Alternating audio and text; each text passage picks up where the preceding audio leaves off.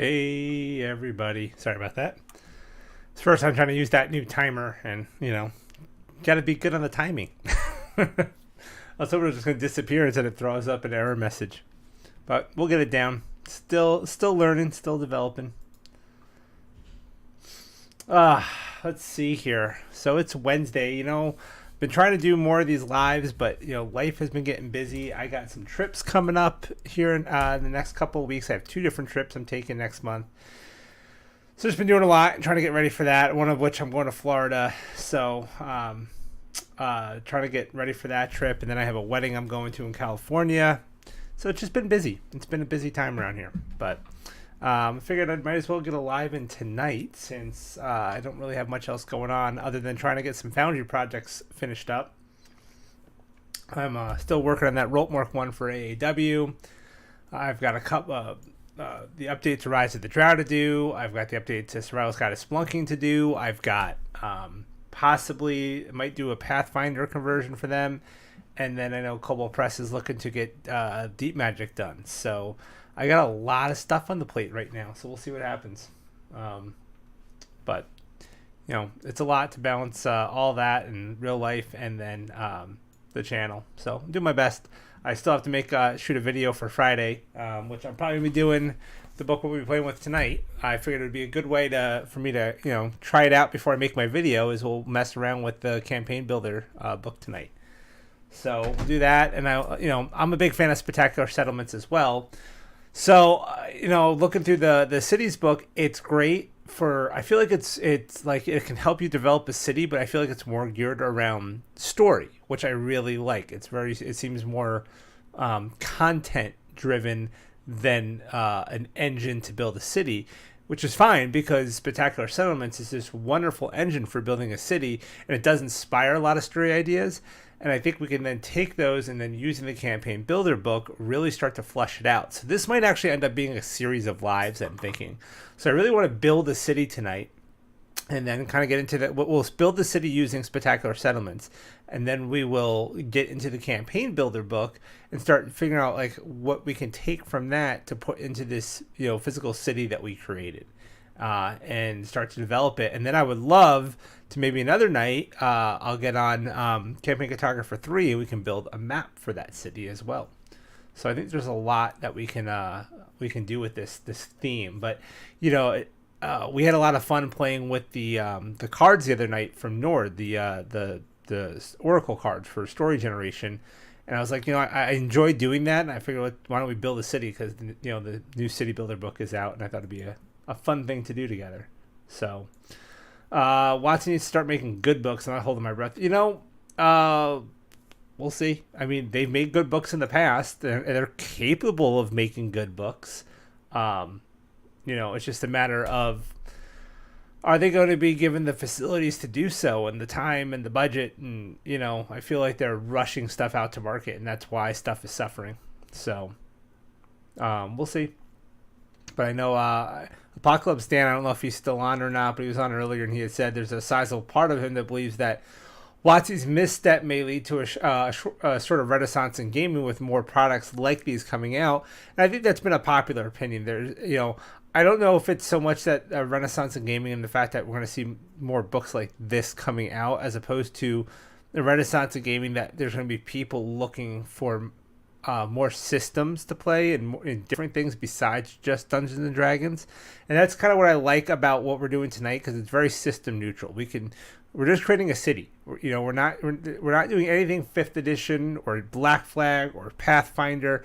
We are creating a fantasy city that you can use in any of those systems or in any other fantasy system. Quite honestly, I like these system neutral books. These books that are true tools to just help you with any game at all. You got your Black Flag. Yeah, I know. I got mine. I think you probably saw the picture. I have mine up on the wall, like right in front of me here. I tried to put it behind me, and it just did not look good. It did not do well back there, so I put it above my monitors. I had a big empty wall here, so it worked out. Eventually, I have some other stuff I want to put up over here, but for now, that's where Black Flag's going. So let's see here. What do we have for viewers right now? I guess is the question. I kind of want to get rolling, but there's still people rolling, and we have a few people on right now. Um, as far as some other stuff, if you guys haven't caught it yet, episode 4 of that Midgard show dropped last week. Episode 5 should be out this Friday as well. We're going to be recording episode 6 this weekend. I was hoping to record episode 6 last weekend and try to start getting ahead, since I have to be out of town 2 different weekends this year, or the next month. So I want to get a couple episodes recorded and out. But we'll get there.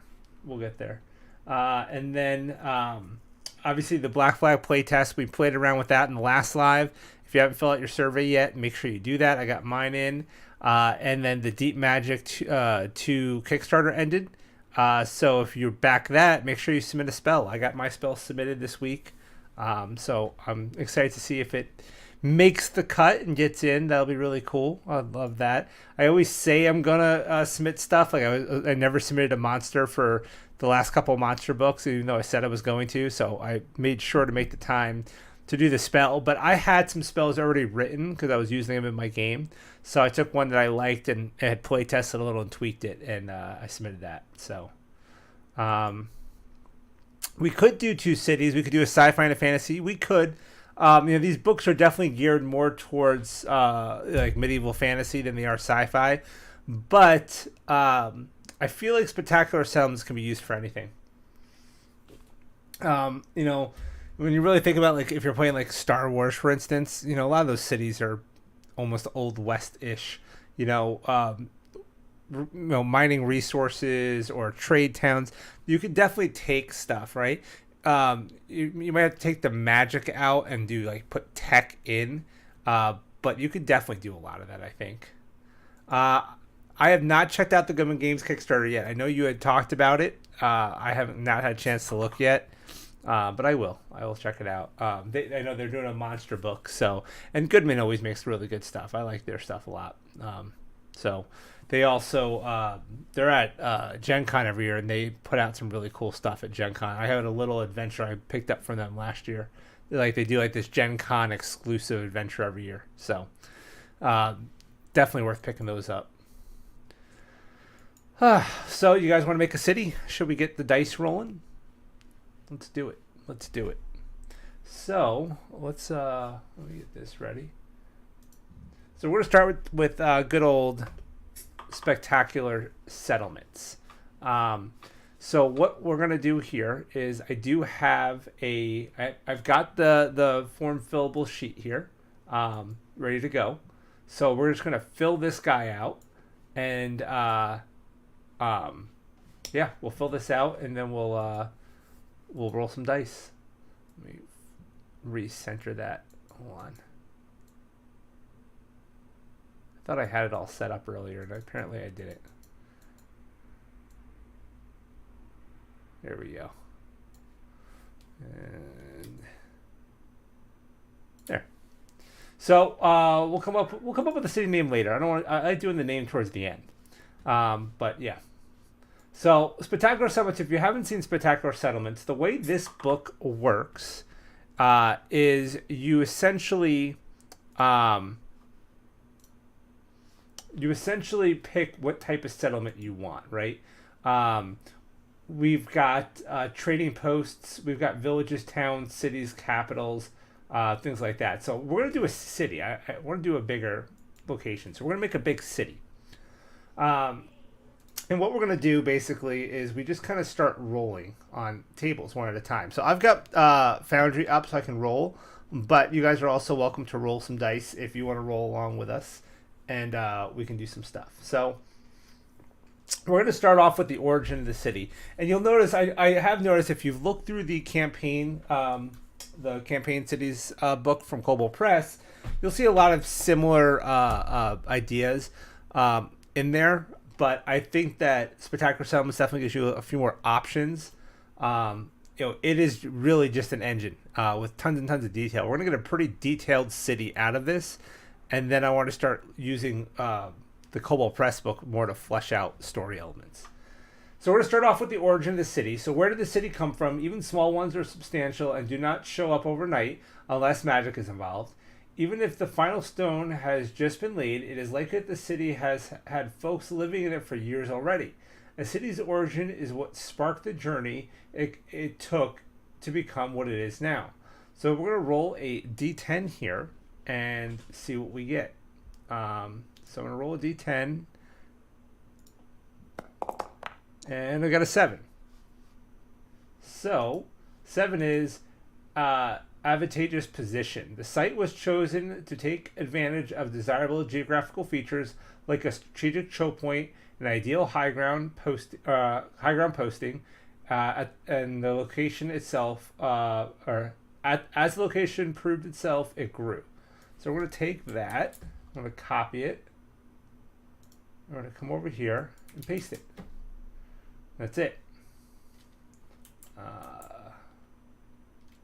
See, can I bold that? I don't know if I can bold that.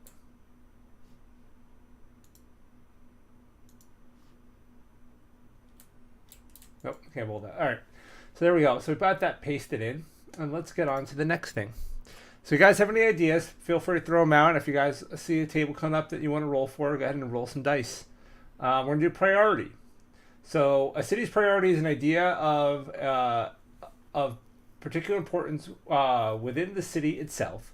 It may even have been founded around this idea. Some ways this may manifest are in the form of laws which accommodate the idea, such as laws allowing for easy trade, or a physical representation of the idea, such as a faith-focused city having a temple district.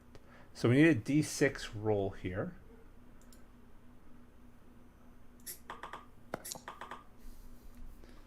All right, so with a 2, it's a trade city. So the city was made to move goods. Coins flow from hand to hand, and the city wholeheartedly encourages this. It likely collects a tax from trade, but the benefits should far outweigh the cost. So you'll notice here it says +1 to population wealth roll. So we're going to take that into account. So we're going to come back over here. We're going to put this in, and then we're going to go over to population wealth. Let's see here. We're going to find that chart. Population wealth. Population density. Population wealth. Here we go. So from priority, it's going to get a +1. So we want to remember that for later. All right, Mike, you rolled a 1. What was that on, by the way? Was that on a d6 or something else? Because we got to do age here. Why don't you roll for the age? If that was a d6 for this, roll a d10 for the age. I'll have you do that while I read this out. How old is your city? It may have been built up gradually over decades, even centuries, or its inception could have been a monumental effort over a short period of time. The older a city is, the more time people have had to find it, join it, and settle down. There's a note here about age and city layout. So throughout history, the peoples of the world have continuously learned, adapted, and changed their minds about how to plan and structure the places in which they are going to live. You can consider this when thinking about your city's layout. Older cities may have been disorganized, developing organically with little thought given to creating an easy system by which to get around.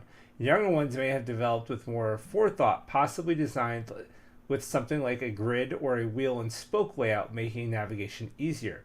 That being said, given that many of these settlements resemble the Middle Ages or older, it could also be that those developing your city, even if it's young, may simply have not known to try to structure a city in that way.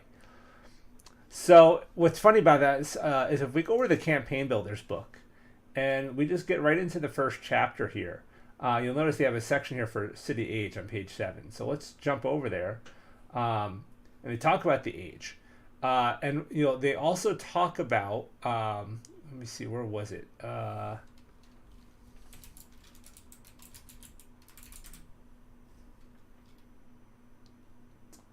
They mention these designs and these layouts in here too. So you'll see a lot of these kind of common themes, because what they talked about in here is how some cities do grow organically where others are almost pre-planned, and they actually use Washington D.C., I believe, as the example here. So right here, yeah, right here under new city. So it says in some cases the city might be planned and geographically laid out well before its population grows to fit it. A prime example of this kind of planned community is Washington D.C., which was drawn up and surveyed to very exact specifications established by federal law. Many streets and buildings were laid out in a master plan before construction ever began. So sometimes, that's a possibility. I think that's less so a possibility in like a medieval type city, but it is always a possibility. So you'll see how some of these books are having some similar ideas. So the age of this city is going to be recent. The city's final work was completed within the past 10 years. So that's going to give us a -2 to our population density rule. So let's go ahead and copy this.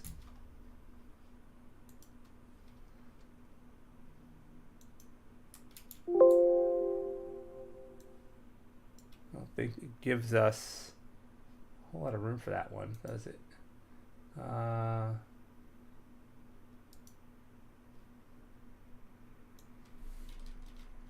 We'll just say completed within last 10 years. And then if we look at our population density, right here, -2 from age. So that comes back later. Oops, keep going to the wrong one here. That's my roll work stuff. All right, moving on.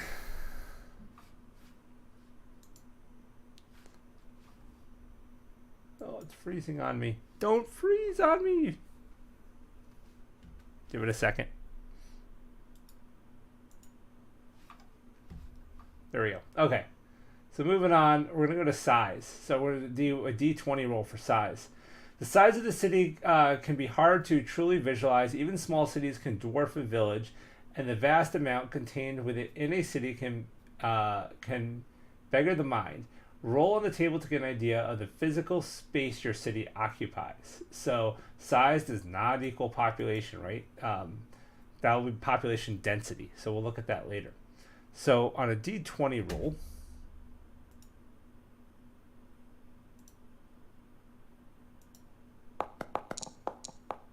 a 14. So it's a medium city. Structures in the city are able to support around 24,000 people. So that's not going to give us anything on number of districts rule. So we get no bonus or minus. So it's a medium city.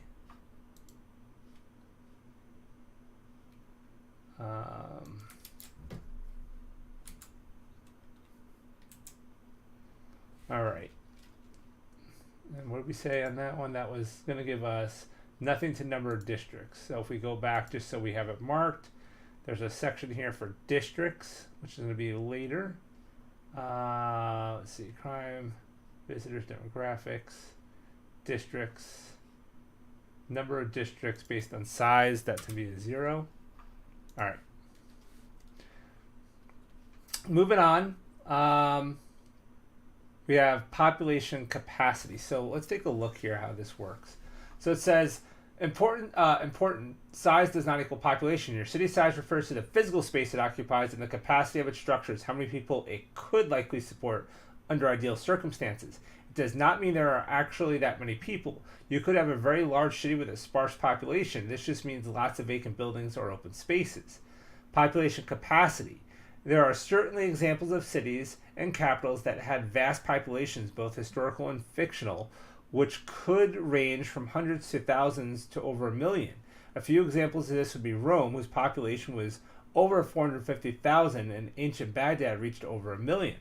The following table can help you increase or decrease the amount of people your settlement has structures to support. Feel free to roll or choose what you feel is appropriate. The number of people your settlement has structures to support, i.e. very small, has structures to support around 8,000 people, and change it to be a stated amount. If you're using a campaign or story setting with a city population information available, you can use those. So population capacity, we could either roll in this. Let's see, is it on the sheet? Let's look at the sheet. Population capacity. So this is optional. So yeah, screw it. Let's roll.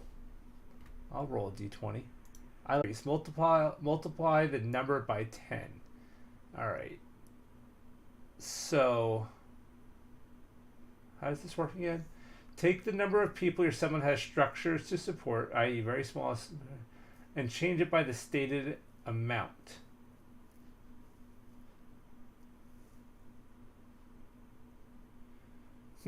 So what this means is that there's in a medium-sized city, so structures in the city are able to support around 24,000 people, but this is saying to do it tenfold.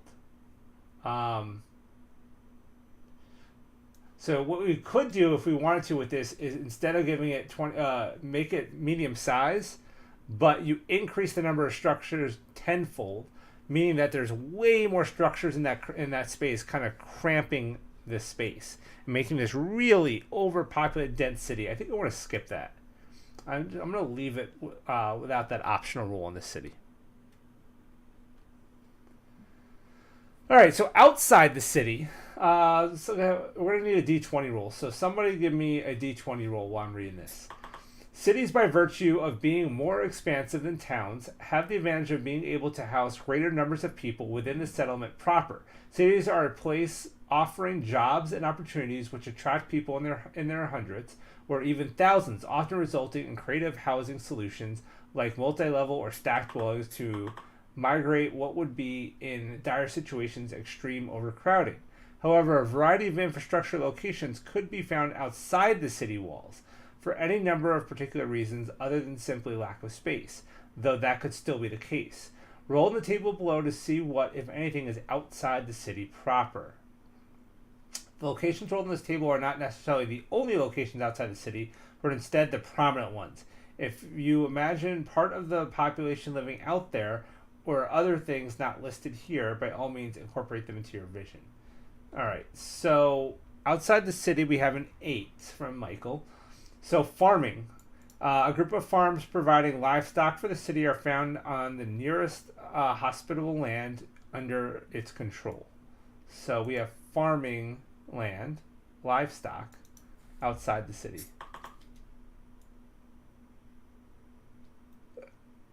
That's weird. PDFs are weird. We'll do this. Group of farms providing. So outside the city, group of farms providing. Okay, so there we go. And let's see. You know what? I think in a medium city we roll that 3 times. So I'm gonna roll it another time here. So a 6 and a 5. So a 6 and a 5. Let's look here. You know, we're going to do one more roll because that's the same. So we're going to have agricultural farming. We're going to have livestock farming.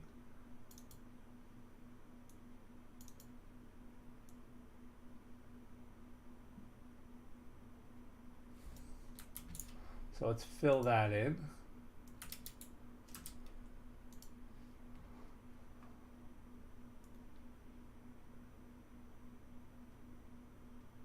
Man, I hate when PDFs are hard to copy and paste from. All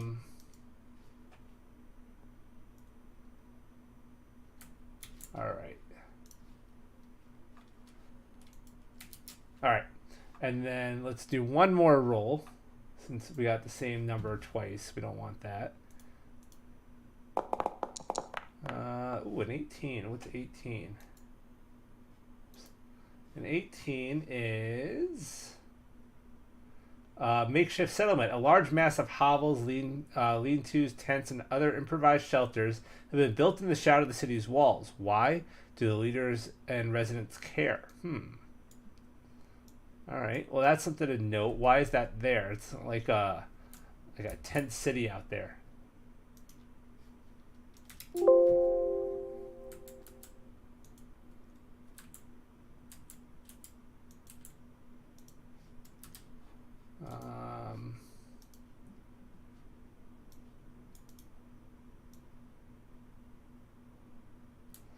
start to get a vision of the city and get some questions we want to be asking, right, about the city itself.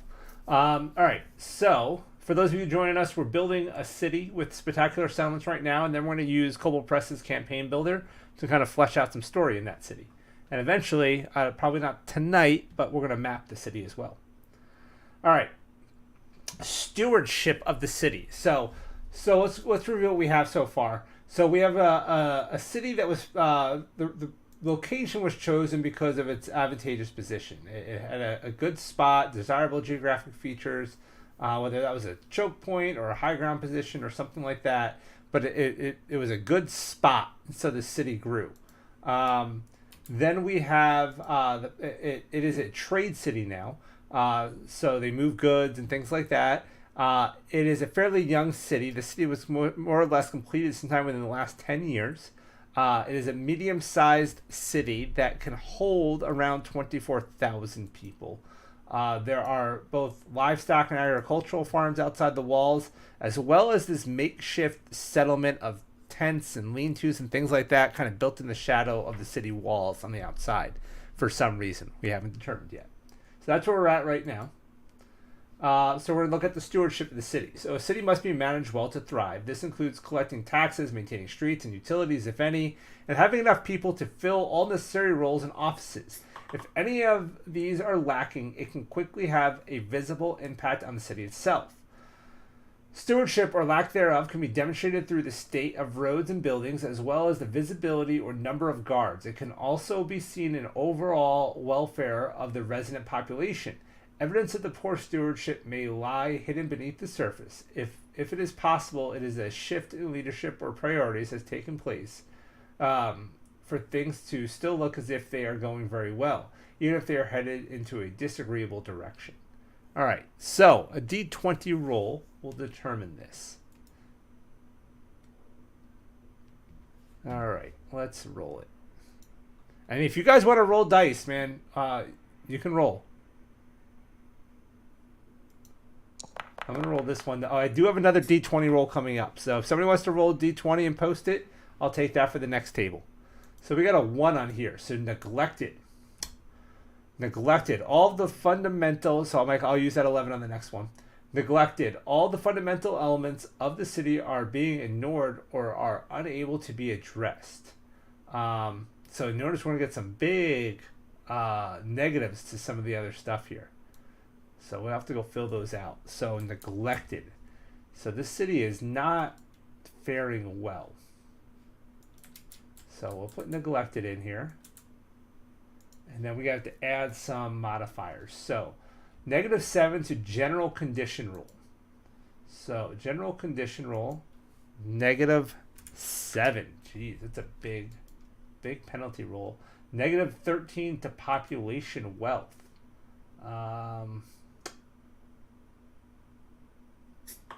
Population wealth.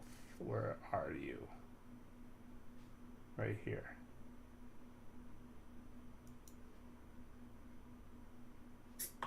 You know what though? I think that's the right here. -7. That's it. -7 there. Or no, sorry, -13 there. And then -9 to the law enforcement role. Where's our law enforcement? So what was it? -9. -9. All right. Wow, that was a crazy roll. That's gonna be impactful. All right. So general condition rule. So this one right here, I think we just said. So we're gonna take whatever we roll. It's -7. So Mike rolled an 11. So we're gonna take 7 from that. So that gives us a 4. So the general condition is the overall state of the city. While individual districts may deviate slightly from the norm, the general condition is the baseline for everything. If the city as a whole is in a state of squalor, a district can only be elevated so much before the city's universal issues bring it down.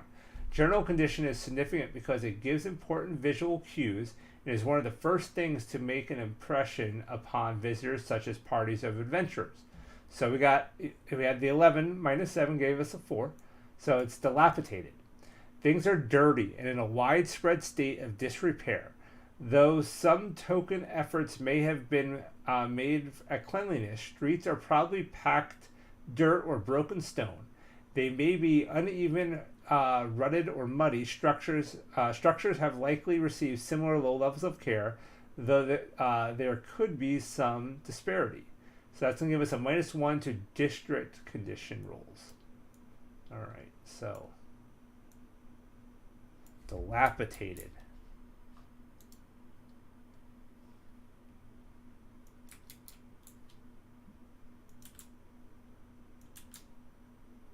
All right, and then so that was, we gotta go to district.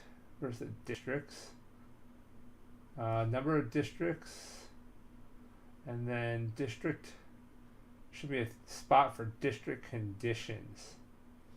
Number of additional locations, district. Let's see.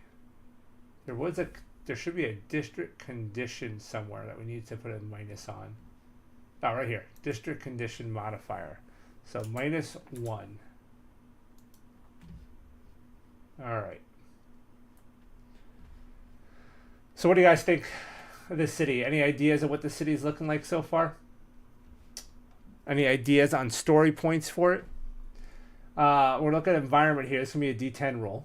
Cities are huge settlements, so placing one in any environment takes considerable effort. Think about when you discover what kind of environment yours will be in. How is it built? What might it look like? Why would they want a city in a place like this? Where did the people come from? The tables and options available in this book are designed to allow settlements to be placed anywhere, regardless of environment. If you have an environment in mind for your settlement already, feel free to skip or manually select from this table. All right, so Mike rolled a 10. So desert. The city is in a dry and arid environment, likely covered with vast sand dunes. So we're creating a desert city. I like desert cities.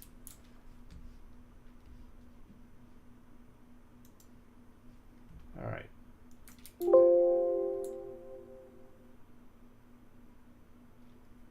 All right, so we have a desert environment.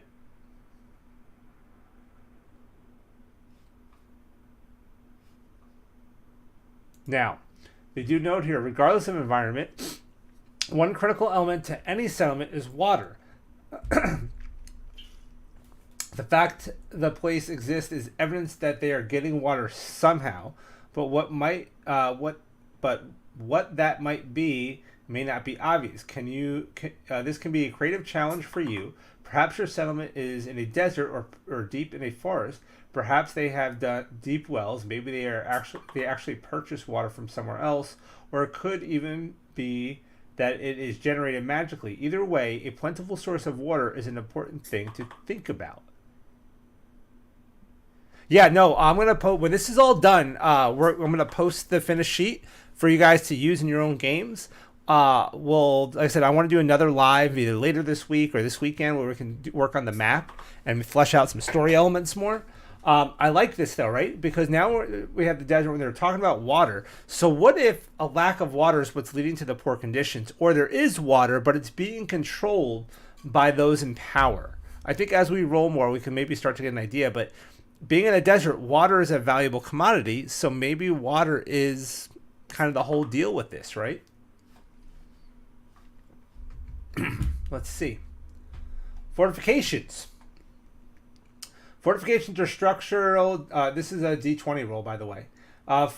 Fortifications are the structural defenses surrounding the city proper. Those who live there do so within these boundaries. The more heavily fortified the city, the more likely it is that residents will feel happy or at least safe in their beds from outside invaders and influencers.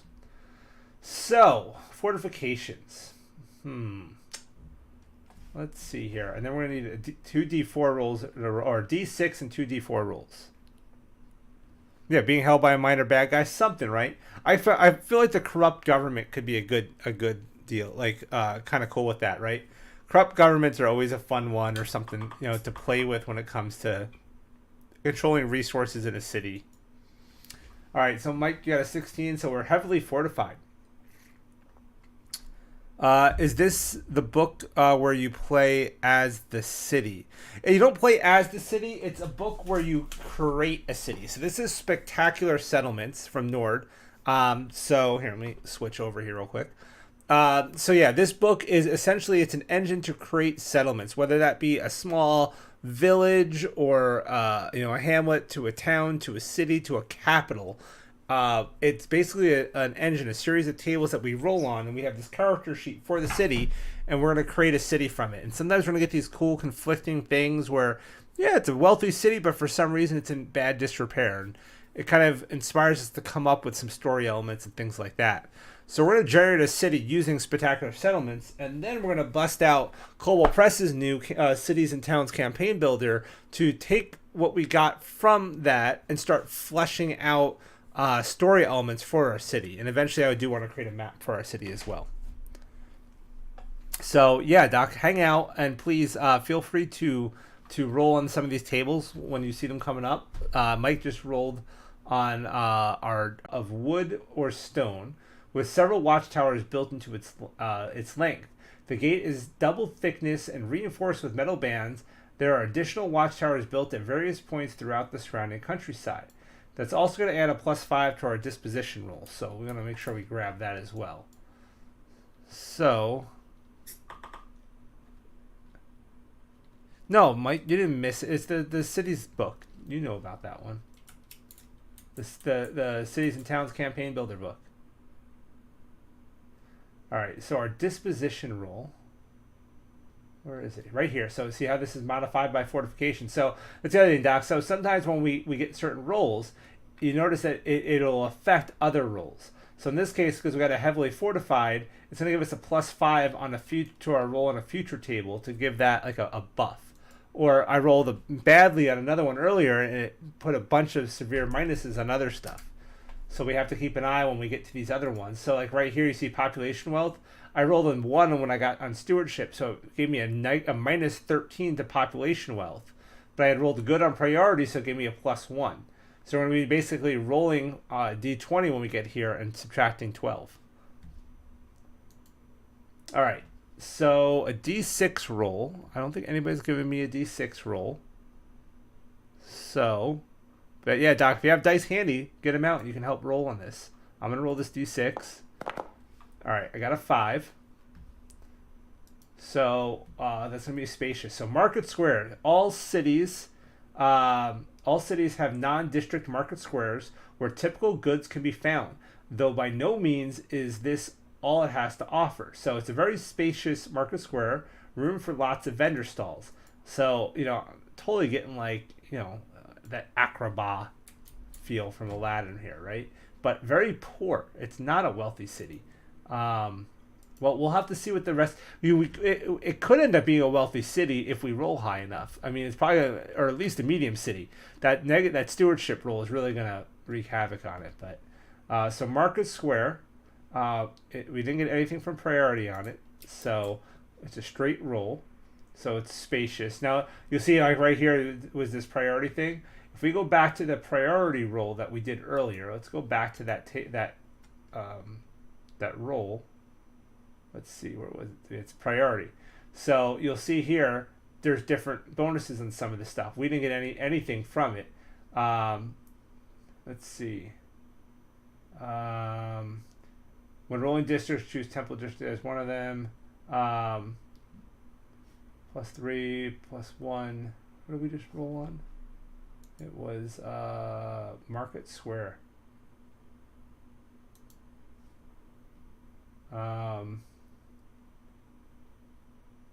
So yeah, so this could have played some kind of effect on it, but it didn't. So let's see here. Stewardship general condition. Environment. Sorry. So there we go. So we have a spacious market square. Vendor stall acquisition. If a vendor wishes to set up a stall in the market square, how do they go about finding space? So Mike rolled a 2 for this. So first come, first serve. And there's a fee. Merchants line up prior to market day. Those at the front of the line are given the first pick of available stall spaces provided they can pay the fee for the day. So that's how stall space. I mean, things like that, right? Just those ideas, I think are kind of cool. That they that they think of little things like how do you acquire stall space in the market? Like that's not something I would have even thought of. Not all the text fits in here, but we'll just say merchants line up.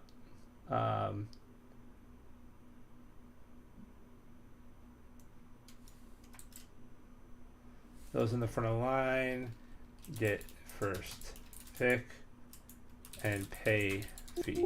There. Pick.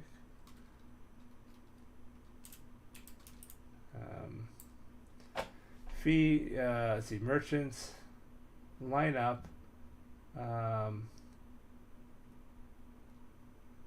Fortunately, not everything fits here. So front of the line gets first pick. Pay fee for spot. There we go.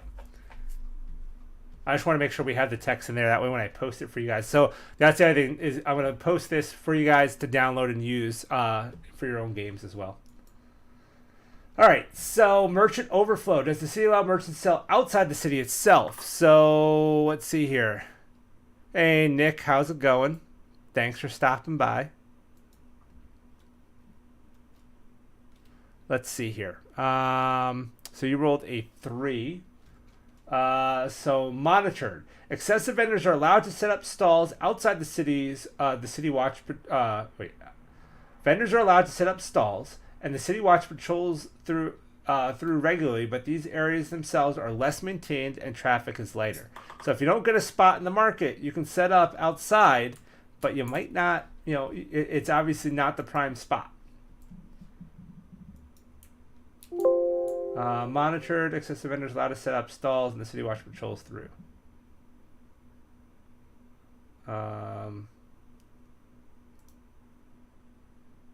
See.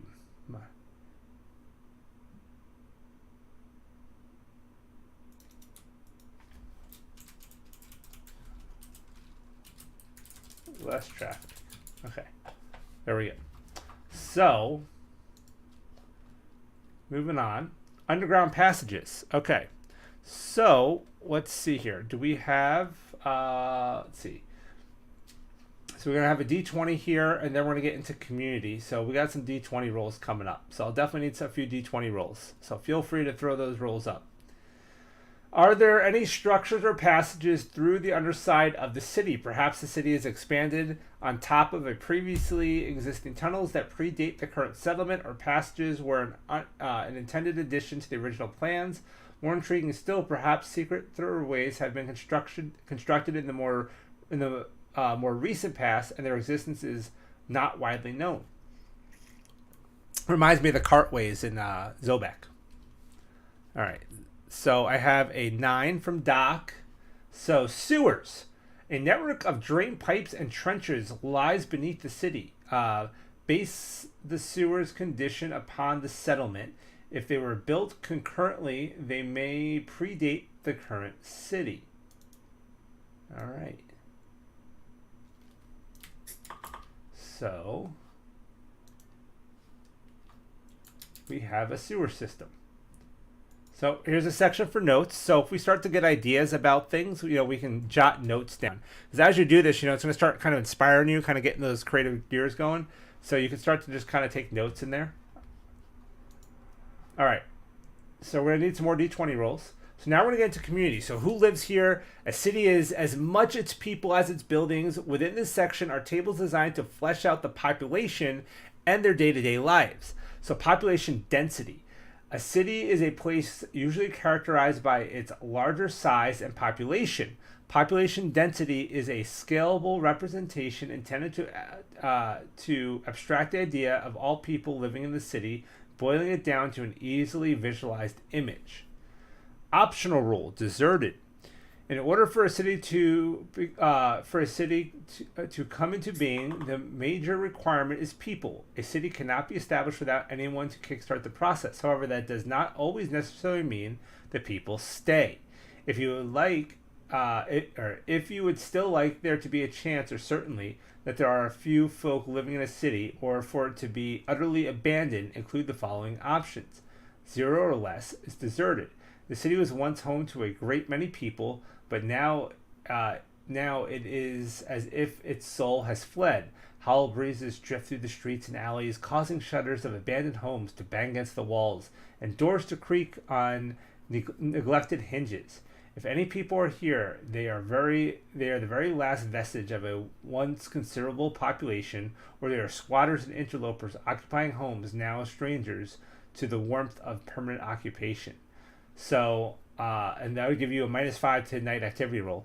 So, based on previous rolls, generally you don't roll below a 1.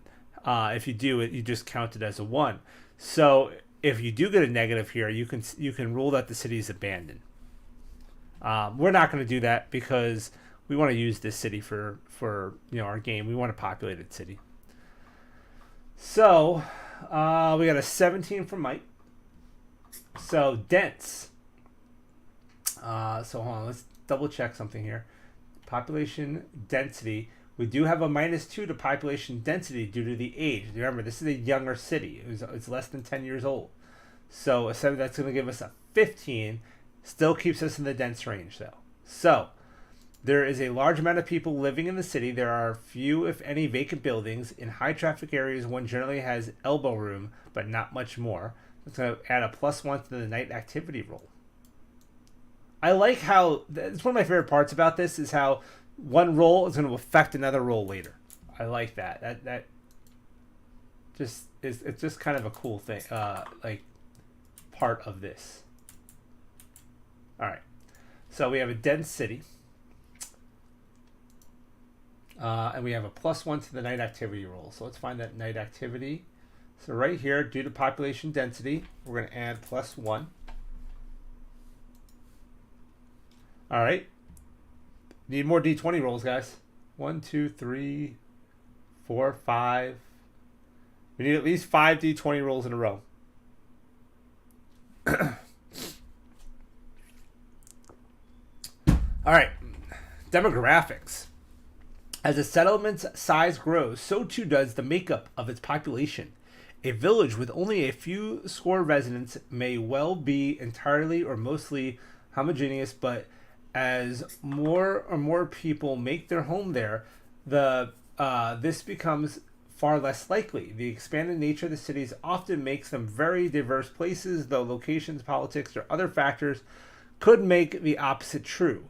Roll the table below to determine what people reside in your city. When deciding what those races are, be sure to keep its setting and environment in mind. All right, so Doc rolled a 4. Let's see, do we have any adjustments to demographics? Nope, no adjustments. So straight 4 is going to give us only 2. 60% of the primary race and 40% of a secondary race. So that's it. Only 2 real types of races are there. There could be visitors of other races, but this city is like human and dwarves or something like that.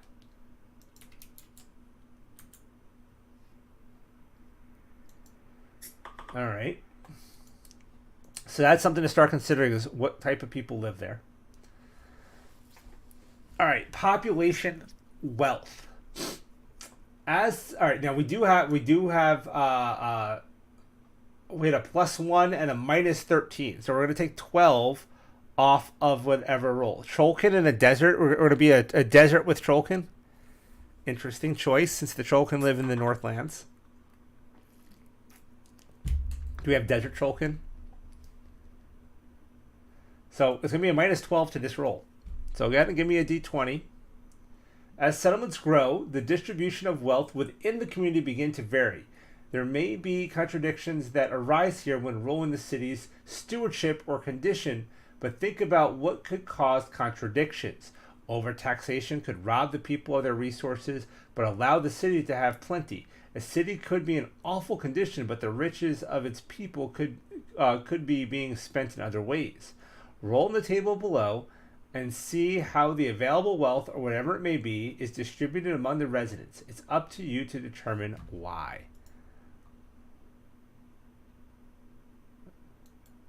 Okay, hey, if you say so, I'll take it. Yeah, I guess that's true. Further down below the desert, that makes sense. That makes sense. All right, so 10. A 10. All right. Unfortunately, that's going to minus 12 is going to put us at here. So it's destitute. We needed a better roll, man. Destitute. So nearly everyone in the city constantly lacks the barest essentials for what they need to survive. So we had a 10, but plus 1 is 11, minus 13. That's going to be a negative 2. So we are destitute.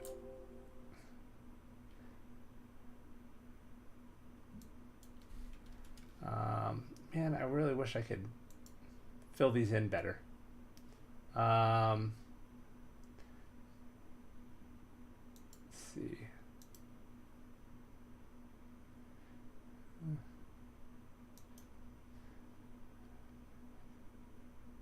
We don't need that last one. I'll just say lacks the barest essentials. Okay. Need more D20 rolls. Visitor traffic. To those who rarely left the confines of their own village or town, a city can be daunting or even terrifying. The masses... Let me move this over a little. My neck's starting to hurt.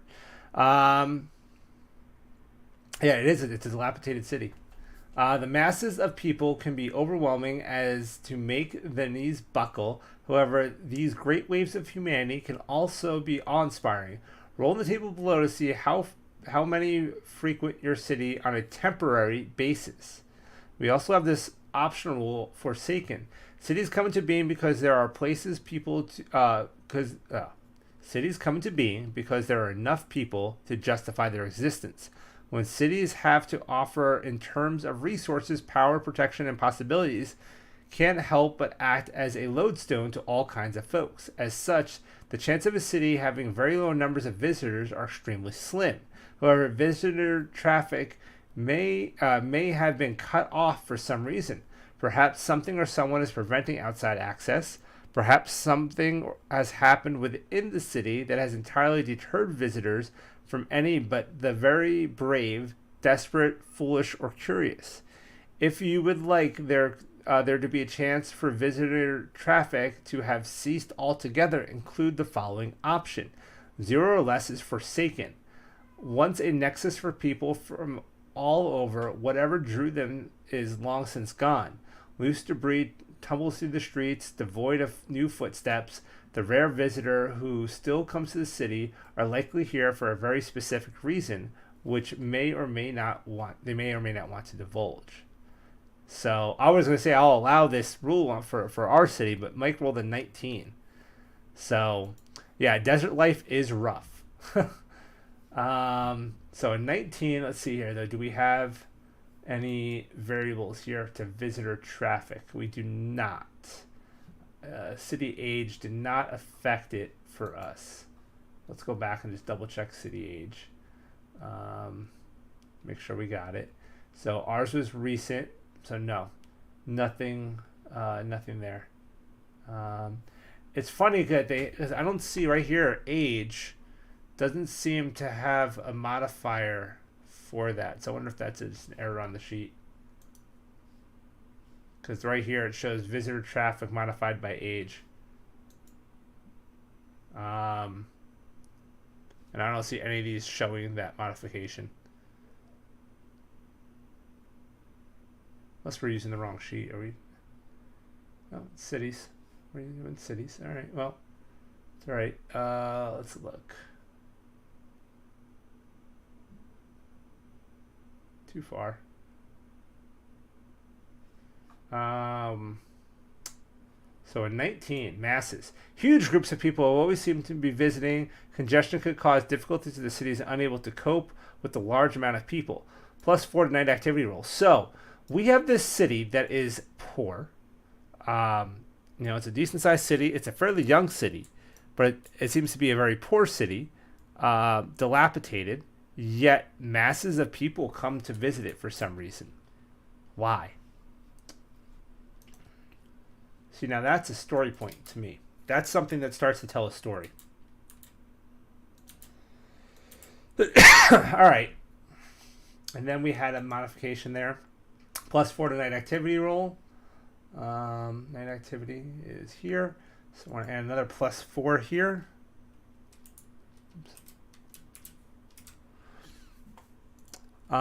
Maybe the city is dying out. A roving band of gnolls are attacking. Possibly. It's a young city. Religious reasons. They come for the cacti. They do.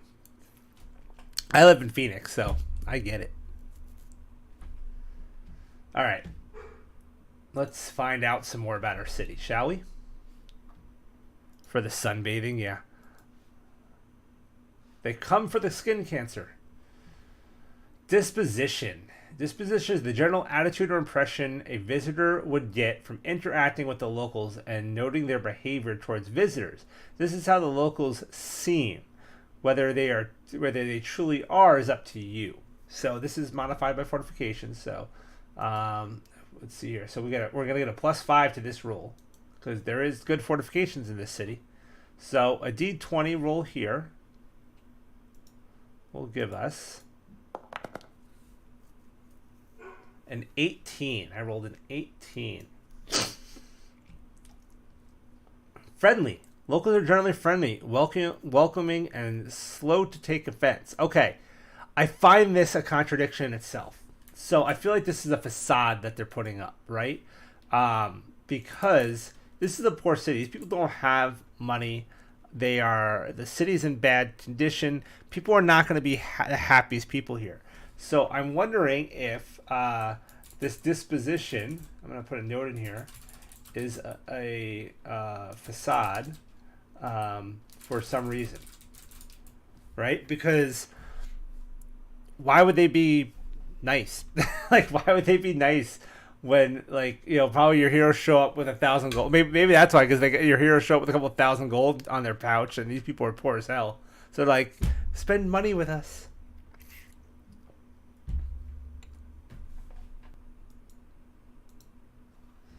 All right, time for our night activity. So I need a D20 roll. So go ahead and Doc, why don't you give us a roll? Where population density and visitor traffic give ample idea regarding daytime activity, a city's nightlife can vary greatly depending on how many people are staying over. When only a few folks are around, there is little need for establishments to be open after dark. On the other hand, if people are coming and going at all hours, it's far more likely that shops and services would be open to accommodate them. We're closed. Even if the vast majority of shops and services might be open, this doesn't mean that all would be. It's perfectly reasonable to expect that some shopkeepers will keep regular business hours and close at night. So let's see here. We're going to roll this. We got a 14. Doc rolled a 14. All right. We got some modifiers here. So we're going to add 5.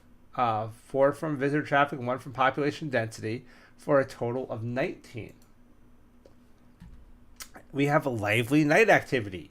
There is little difference between day and night traffic. There are always people on the streets, and it may seem like no one ever sleeps. Most shops and services remain open constantly. If the city has a gate, it remains open and is only closed under the most dire circumstances. This makes sense in a desert, right? Especially if it's hot and arid. Nighttime is the better time to go out. So why not have your shops open at night? There's probably more activity at night than during the day. That could even be a thing, right? Like you show up there and during the day and it's dead, then nighttime comes and all of a sudden the city livens up at night. If the city has gate, get the rest of this sentence copied. All right. What's next? Okay. I need a D100. Who wants to roll a D100? So, who controls the city? Roll on the table below to see what kind of leadership is present. So, this is a D100 roll. So, While we're waiting on that, I'm going to make another note here. They have a thriving thieves guild that makes the best forgeries, whatever it is, it's art or jewels. They exchange the character's stuff for fake gold, jewels, etc. Interesting. That could be a good idea. So, lively nightlife is due to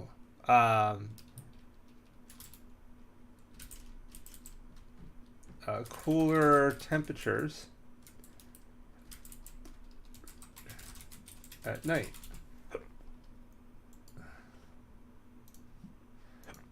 All right, Mike rolled a 51.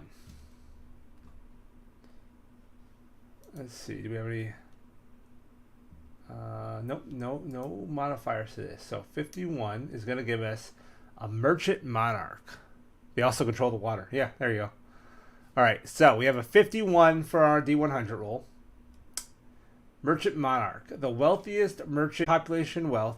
They are at least considered wealthy. When rolling districts, choose market district as one of them. All right, so we have to get market district. Let's keep that in mind. All right.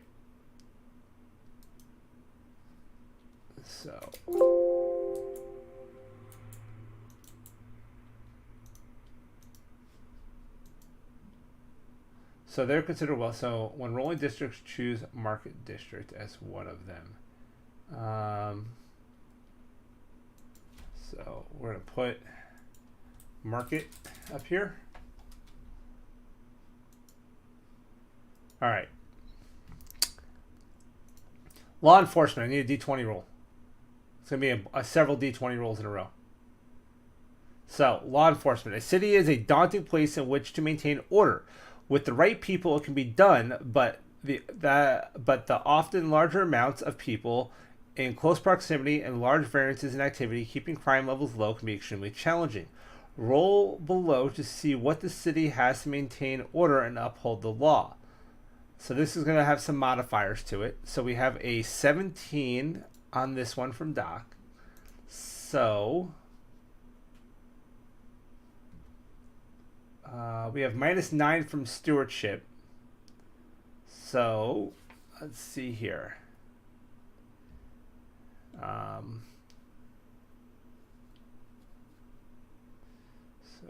let's see. So that's going to be an 8. So a city watch run by a single captain. The watch has sufficient strength to cover key points as well as establish a patrol once or twice a day. -1's a general crime roll. Interesting. Interesting that we'd have a city watch in this city at all. I was thinking like a skeleton city watch or none at all, just because of the wealth issue. So the city watch could be under the thumb of our monarch merchant for sure. That's definitely possible, but it's interesting. So is the city watch corrupt? Something to think about. Utilities and public services. Depending on the level of sophistication and organization in your city, you may decide to have representation of public services for the like, such as firefighters or hospitals. If the city watch is robust enough, there could be physical officers in different districts. On the other hand, if there appears to be little to no city watch presence, consider the possibility of private militias or enforcement groups. You know, we're about to get into the crime section. I could see like the mob, like, you know, what do they call it when the mob goes in and like offers you protection basically from themselves. That kind of thing is happening. Even some of the city watch is part of it. General crime. So yeah, that's a possibility too.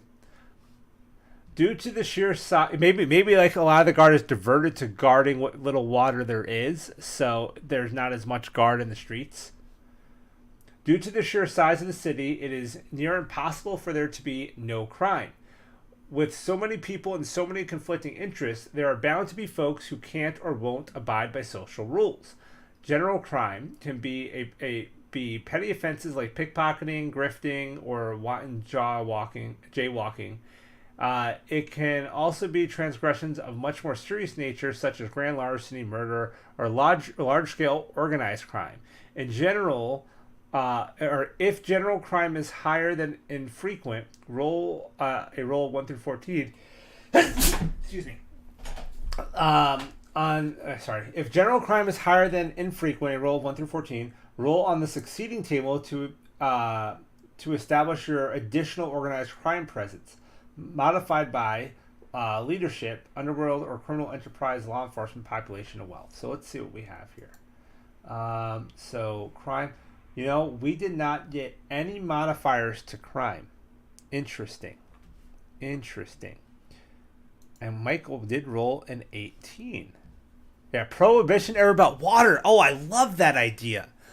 That like the water is literally controlled maybe by the monarch or by the organized crime or a combination of both. And then like other people are trying to smuggle water in, and if they're caught, they're punished with illegal water. That would be kind of cool. I like that idea. All right. So we rolled an 18. So uncommon. Theft or mild violence happens from time to time. Best to keep an eye out just in case. +2 to urban encounters. So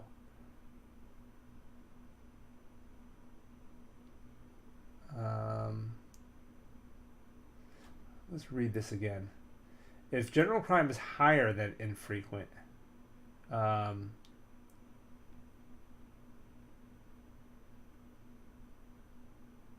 roll 1 through 14. Roll on a succeeding table to establish your organized crime. So, you know what? I think they meant higher than uncommon here, not infrequent. Because infrequent is 19 and 20. So, uncommon, we do not get organized crime with uncommon.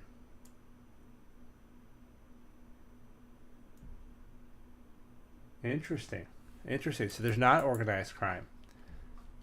Maybe it's too poor for organized crime to be worth it. There's not enough money in the city for organized crime to really get anything out of it.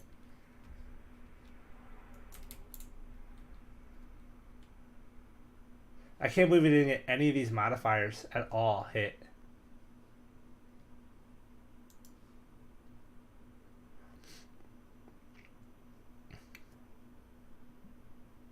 Oh wait, we had -1 to general crime roll.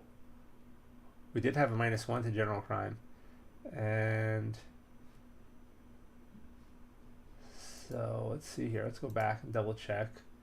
So we should have had a -1 here.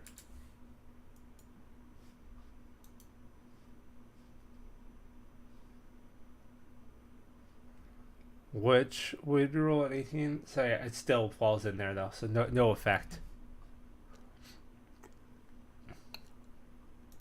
Thank you. Yeah, the monarch could be a front. I don't think we missed a section now. No, we did leadership, we did law enforcement, and now we did general crime.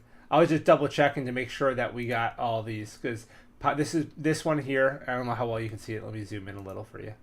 Can you still see that?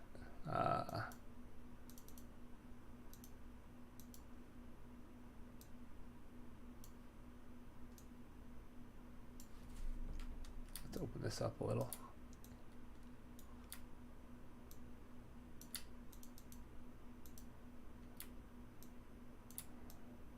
There you go. So yeah, this one here was affected by population, wealth, leadership, law enforcement, and total crime. So it gave you a total crime modifier. So we only had a -1 on this. That was it. Population, wealth, and leadership did not play a role in it. If we go back, we can go back and look. Our leadership role here did not play it. And our population, wealth. Oh, look at that. Our population wealth did have a role in it. -2 to general crime roll. We must have missed that. So let's double check. -2 there gives us a total of -3. and you rolled an 18, I believe, right? So that gives us a 15, which I think still falls in uncommon. Yeah. Now, if we don't like that, guys, if you guys want, we could just say it's common. We could just go with common. Like, we don't have to roll. We can pick stuff that just makes sense for our city.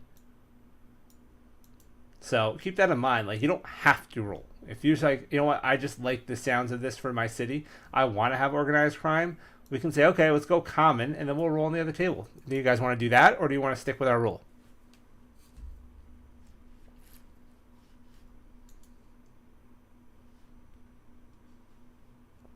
I'll leave it up to you.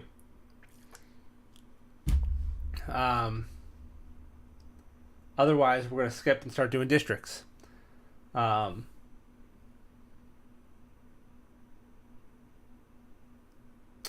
Let's see. You want the crime?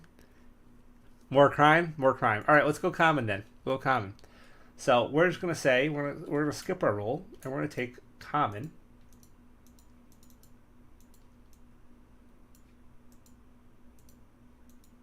What the hell did I do? There we go. Common. Doc calls for more crime. Sorry, citizens.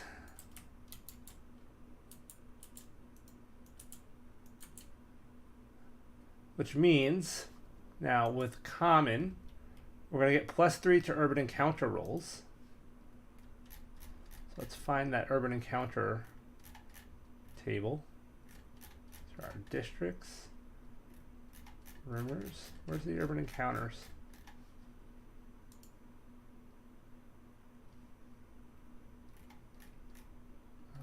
Urban encounters. Where are you at? I don't see it in urban encounters.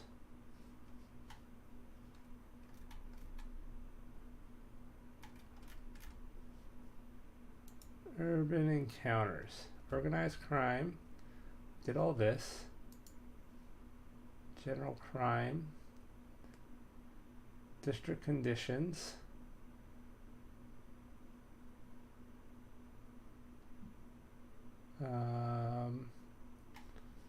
Condition, crime, housing, docks. Weird.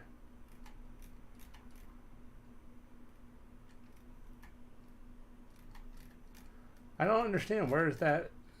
It says no urban encounter modifier here. Table found. Okay, there we go. So, what was it? A +3. +3. Okay. Table found in Appendix B. You know what? I think I have an older version of the city of the sheet. Maybe that's why. Because notice their page number's not even here. I should go on Nord's site and download the newer sheets. So missed the opening part. In what way is this different than the cities and settlements? What are the advantages of each book? Well, like that's what we're kind of doing, right? So the spectacular settlements is much more of an engine, right? It helps us just generate. It's just tables. We're just rolling on tables and generating stuff. It is definitely more specific than the Kobold Press book when it comes to creating all the little aspects of a city. What I do see is that sorry about that. What I do see is that the Kobold Press book is much better at providing more story elements to it. Like, this is inspiring some ideas, and I want to use those ideas that we get from this to create... Sorry, I got to turn those notifications off. I want to use those ideas that we get in order to create... or to go into the Kobold Press book and kind of create more ideas. And, like, kind of flesh those ideas out.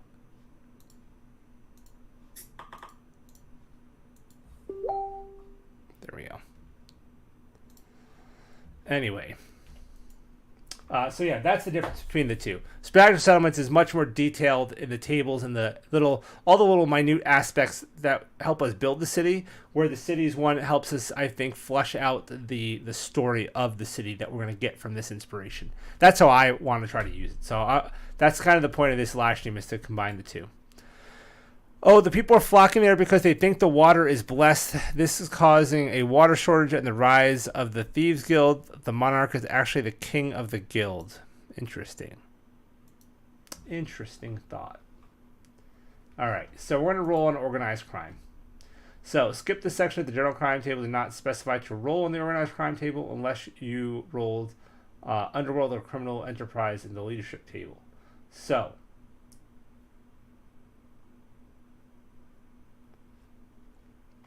when crime thrives, it is natural for power structures to emerge and hierarchies to form. These organizations exert their influence on society around them, but they do so in different ways. Perhaps they're covert, remaining an unseen player in the game, or on the other hand, they could be brazen, foregoing any semblance of secrecy in exchange for expedience or a show of power. All right, so I need a D20 roll for this one. Let's see. Are they secret? Is there just talk? Are they barely hidden? Are they out in the open? What kind of organized crime do we have in this city? That is the question. So, someone give me a D20 roll. And then, like I said, we're going to go, while I'm waiting on that D20 roll, Nick, we're going to be going over to this book a little later and taking a look at some of the stuff. So the city planning, things like that, like they kind of ask some of the questions that we're answering with the Spectacular Settlements book. But then what I really like is things like this section here. They talk about how to map the city, the evolution of the city, things like that. They do have stuff like determining climate and stuff like that. But then they have like geography and climate story hooks. So based on the geography and the things we generate with Spectacular Settlements, we can come here and start creating some story hooks. Things about the agriculture. We can flesh out our different, like we know we're going to have a market district, so we can come in here to kind of flesh out some ideas about how that market district is made up. And then, we know that we have two types of people living in the city, just two races. So we can, look at the inhabitants a little bit more with that. We can look at the guilds. We know we're going to have some organized crime, so we can do some stuff with that. We know what our city ruler is. So we can, start fleshing him out more. So that's what I like about this book, is I feel like it's going to give us, we're going to be able to take what we're rolling with Spectacular Settlements and start to put a lot more detail behind it. I think it's going to be kind of cool. Doc rolled a 1. You know what? Honestly, Doc, I think that's a great roll here.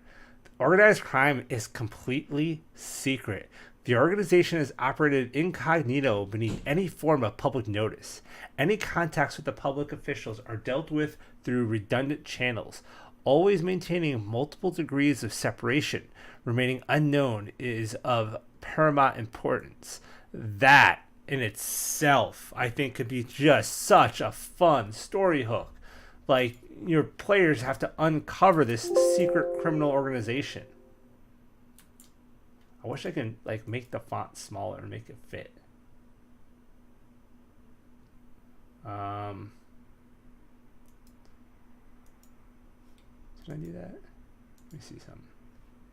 No, I'd have to open this in Adobe to mess with the sheet. We see the organization. So let's see here. I'm gonna shorthand this a little. Organization operates incognito. No public notice. Contact with officials are dealt with through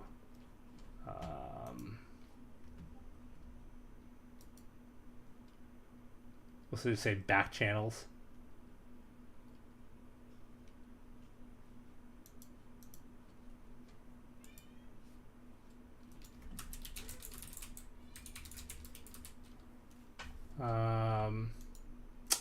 And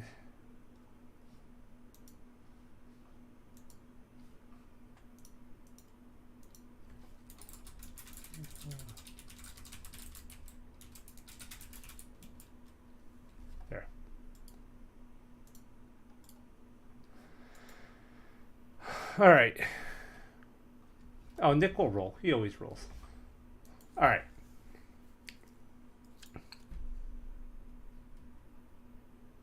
So let's start getting into the district. So now we have.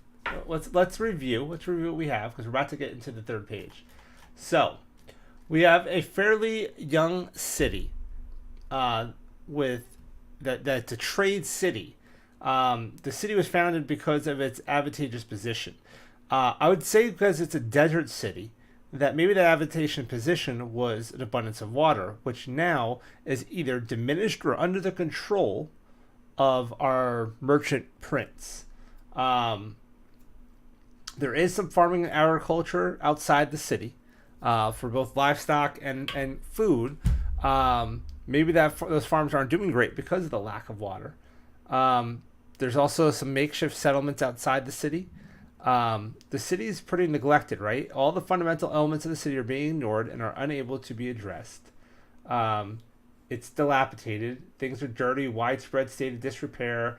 Though some token efforts have been made for cleanliness, streets are probably packed dirt or broken stone. Structures have likely received similar low levels of care, though there could be some disparity. Yet it's heavily fortified. So maybe the city started off wealthy and then, kind of started to fall into disrepair. There is a big market. There's a sewer system. So I feel like the city was once great and now is not, even though it's a young city. Like maybe there was like this water appeared out of nowhere. It was found. The city sprung up around it, and then the water started to deplete too quickly. I don't know. All things we have to think about, right? It's densely populated. Only two demographics, two races, 60 and 40%. Lots of visitors come through the city. But yet people in the city lack the basic essentials. Yet the people are friendly for some reason. And there's a lot of traffic at night. There's quite a lot of activity in the city at night, maybe due to the fact that it's a desert and it's cooler at night. We have our merchant monarch, or a merchant prince or something like that. We do have a city watch. We do have a decent amount of crime and a secret organized crime system.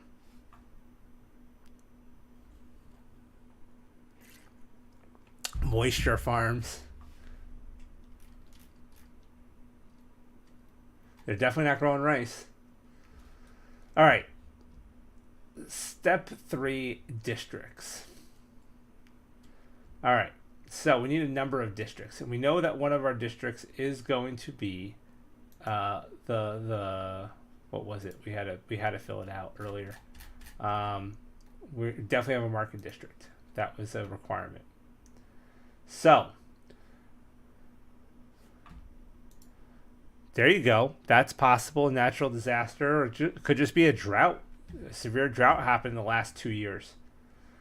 Districts. Development within the city for a myriad of reasons, but foremost among them is simple commonality. Businesses and establishments of similar unifying nature begin to cluster together, often in an effort to either aid or complement one another, or to take advantage of a prime location, such as close proximity to resources and materials, or simply foot traffic to another place. They can also develop due to the coal scaling of groups such as those with little or great wealth, or people who all do the same kind of work. This section will take you through making various districts. So a tip: general condition and crime. In this section, note your capital's general condition and general crime in the boxes provided on your city's sheets, if using to reference more easily. General district information. The general district information section covers things that pertain to all districts. Many of the tables here are able to be rolled on multiple times, usually one for each district you have, decided by the number of districts table. Options: quality rolls. Some of the table results in this section have modifiers to quality rolls. The quality table can be found on page 167. You may roll on the quality table for any location. Rolling for quality is not mandatory, but can be a lot of fun, and it adds a surprising amount of flavor and helpful information to any location. All right, so let's go back here. Let's look here. So General condition was what? Let's go back to what was our general condition. Our general condition was dilapidated, and our general crime was common. All right. District condition modifier, -1. This modifier applies to all district conditions. All right, so Michael rolled a 3 for our number of districts. So we're going to have 3 districts in this city. All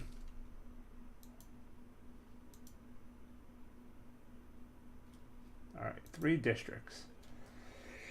All right, 3 districts.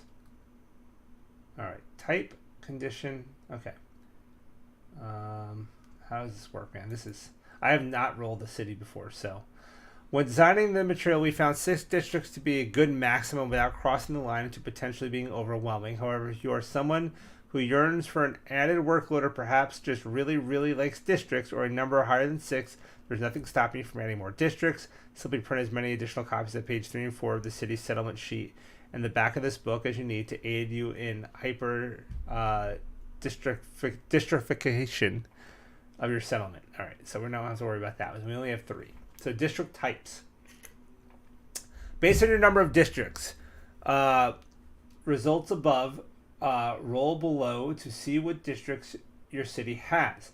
When rolling the tables in the following section, only roll within the portions for the district you have, skipping any others. Note, you may have multiples of a district type, such as 2 market districts, after you've completed the district-related sections and tables, and are free to decide whether you want them to as a separate district or to make one large district. Number of rolls equals result from number of districts table. All right, so I want to, for us, I'm going to keep them as separate types of districts. Now, we know that the first one is going to be a market. So we're going to have to determine what our other 2 are. Districts from priority and leadership. Certain priority and leadership entries say when rolling districts, choose blank district as one of them. Double check to see whether you have any of these. If you do, before rolling on the district type table below, set 1 or 2 of your districts to the given to those given to you. Each district added in this way will take up one of your district's type roles. I.e., if number of districts gave you 3 and you got a market district from your leadership, you would have 2 districts left. Wow, that's awfully specific to our scenario. All right, so we have 2 districts besides our market district. I need 2 D12 rolls, please. 2 1D12 rolls.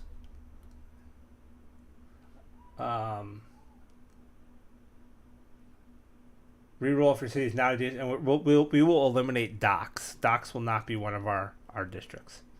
That will not make sense for us. So if you get a 5, reroll. And if you get a 5 or an 8, reroll, I should say. No 5s, no 8s. All right, I got a 10 from Doc, and I got an 11 from Mike. Okay. We have a slums, that makes sense. And we have a temple. Interesting. All right, so the slums. This is an area where those with lesser means might live. Roll a d4 on district condition, -1 quality roll for locations in this district. Okay. So, let's see. We'll get there in a minute. So, we're going to go slums. Slums. And we're going to go temple. Interesting. The temple is an interesting twist. All right. So, we'll skip the market for now. I want to do the slums because it has some modifiers.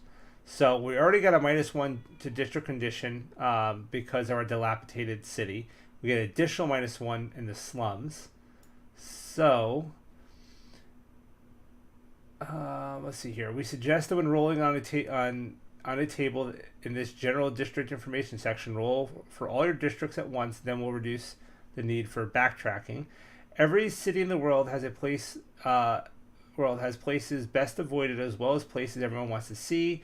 These all exist within a bigger whole of the city itself. This means that because each district is a part of the city, the condition of those districts impact the city's general condition. Note best and worst. If a city's general condition is particularly good or bad, it may not be possible to go one or two levels higher or lower. If that is the case, stop at the best or worst available. Okay, so I need a D20 roll. Holy water. I call it, everyone is coming for the religious purpose. Yeah, that holy water. All right. So I need a D20 roll. This is going to be, so who rolled slums? So Doc, give me the D20 roll for your slums. And we're going to -2 from, just give me the raw roll. Give me the raw roll. D20. So I'll roll for market. Doc's going to roll for slums. Mike, you're going to roll for temple.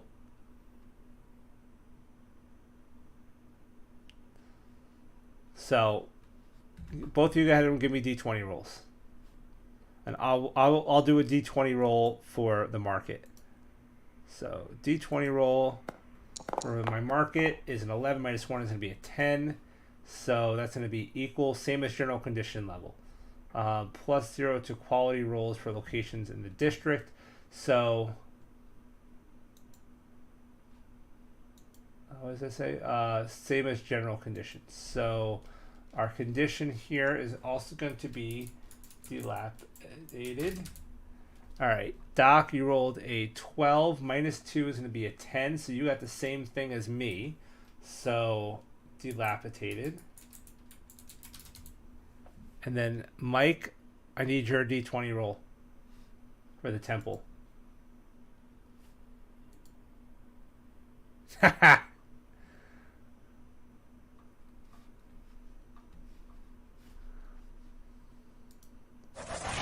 Look at that, Mike. Thank you very much. Mike says, because I like your channel. I like Mike. Thank you. And you rolled a 16. All right, which tracks, right? -1 is going to be a 15. So better. Notice that the temple district is better. One step better than general condition level, +1 to quality rolls for locations in this district. Okay, so we get to add +1 to quality rolls. So let's put the +1 here. This is going to be +0, +0.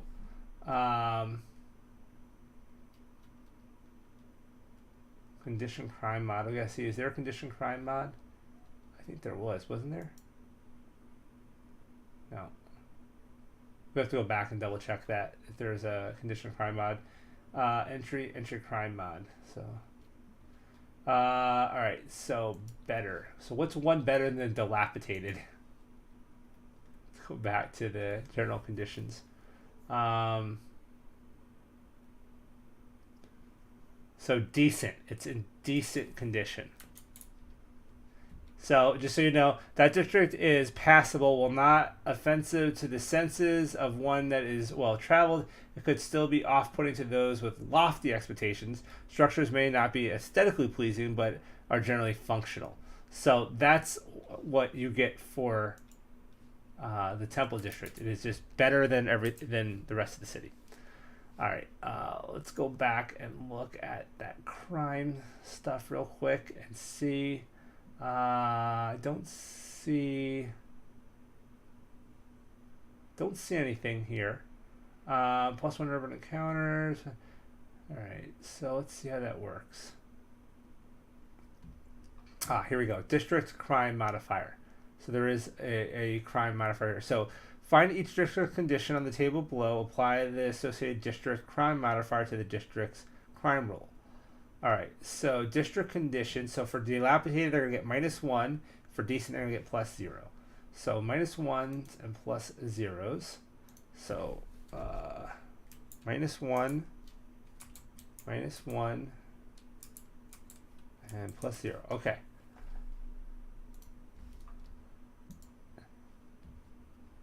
All right.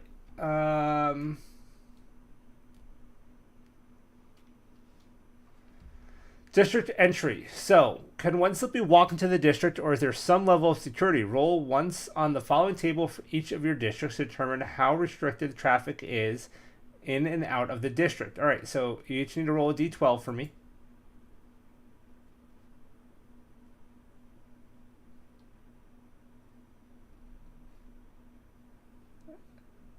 Nick, I am going to take your d20.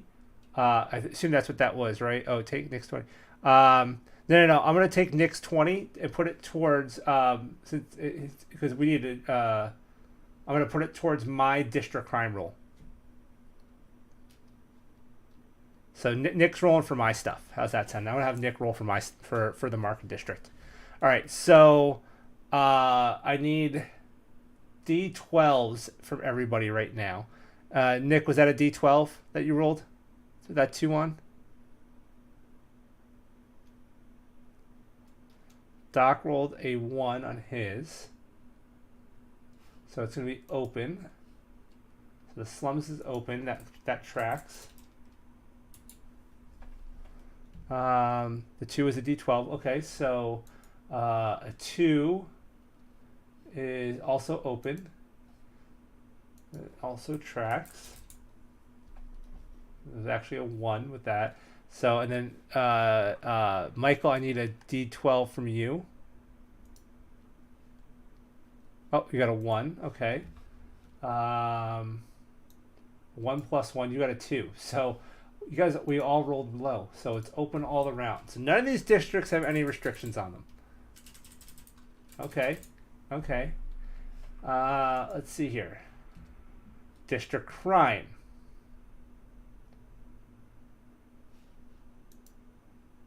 So entry crime modifier. What's the entry crime modifier?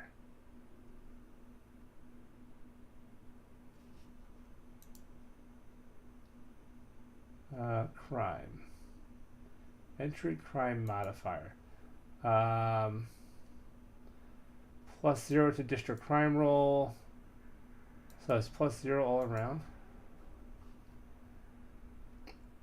You would think that the more open it is, the more crime there is.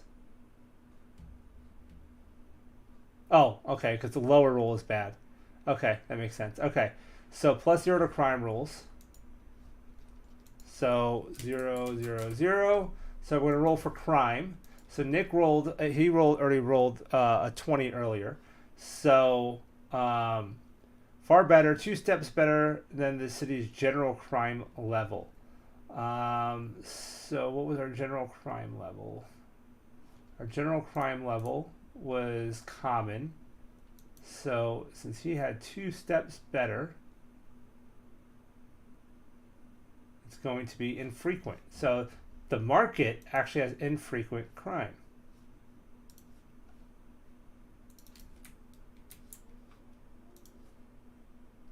Okay.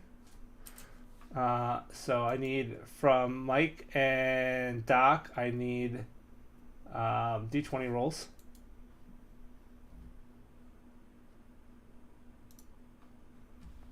This is going to determine your crime level in your district.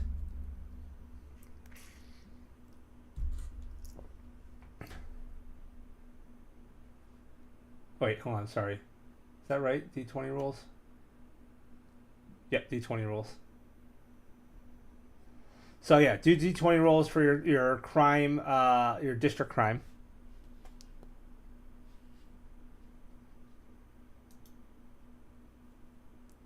All right. Man, you guys are all freaking rolling the same stuff. This is funny. All right, so 15s. No modifiers, so better. 1 step better. So we're going to have uncommon crime in those areas. Interesting. Interesting how there's not a lot of crime in these areas, especially like the slums. Wait a second, hold on. Yeah, okay. Condition. Let's see here. You know what? Hold on a second. Because we have -1 here. We have a -1 here. Quality mod. Let's see something here.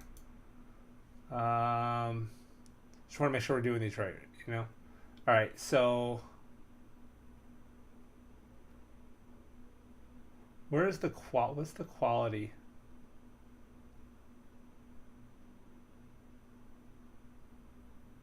The quality was, okay, that was the, okay, I got you. That was the district condition, I think, right? We had our conditions.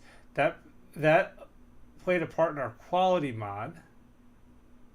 And then condition, okay, that played a part in our crime mod. Okay. So because of the condition, we have that.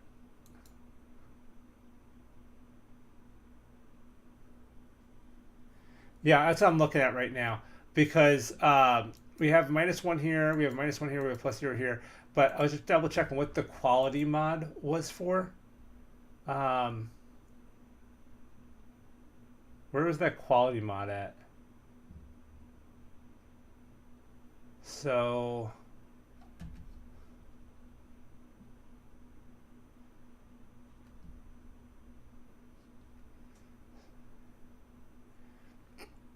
yeah, so right here, like this is our district condition modifiers. Um,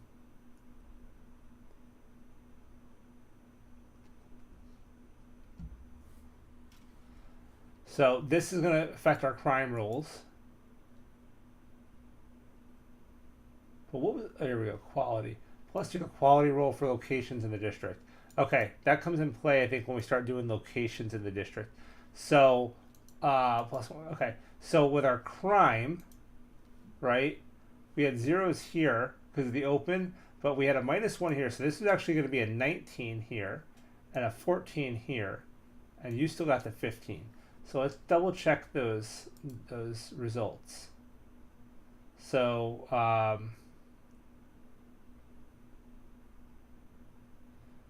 crime degree reference.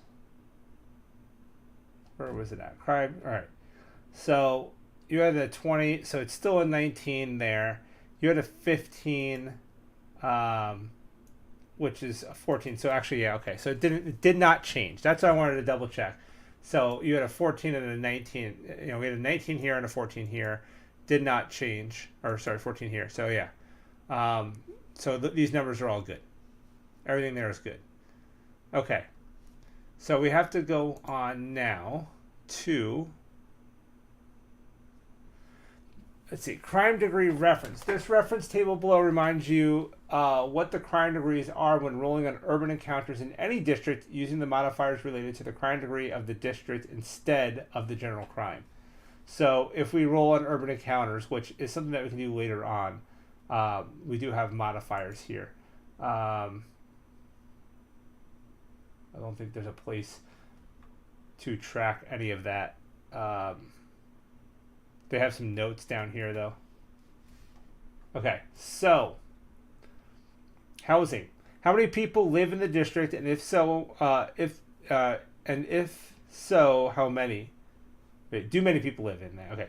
Roll once on the following table for each of your districts to determine how many people are living in them. All right. Need D12 rolls from all three of you for our housing.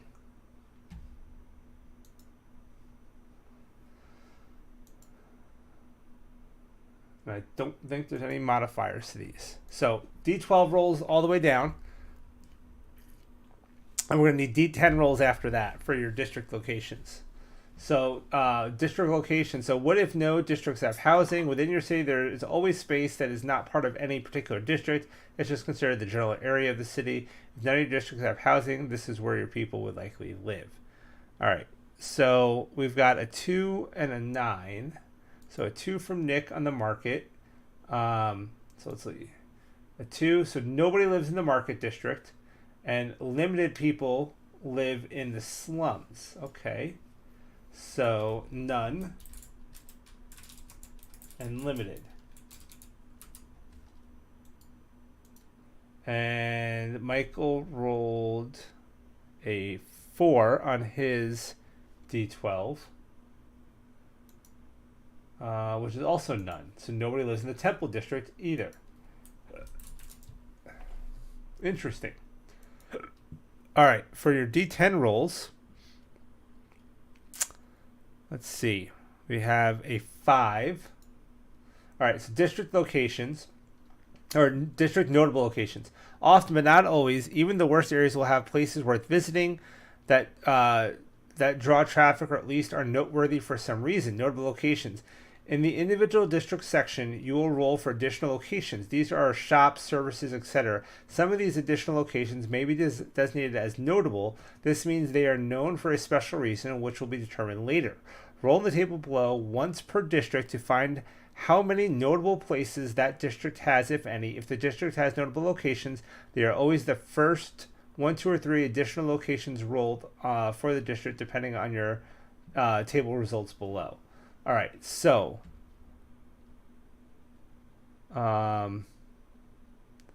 Nick, 5. All right, 1. The first additional location in the district is notable. All right, so we have 1 there.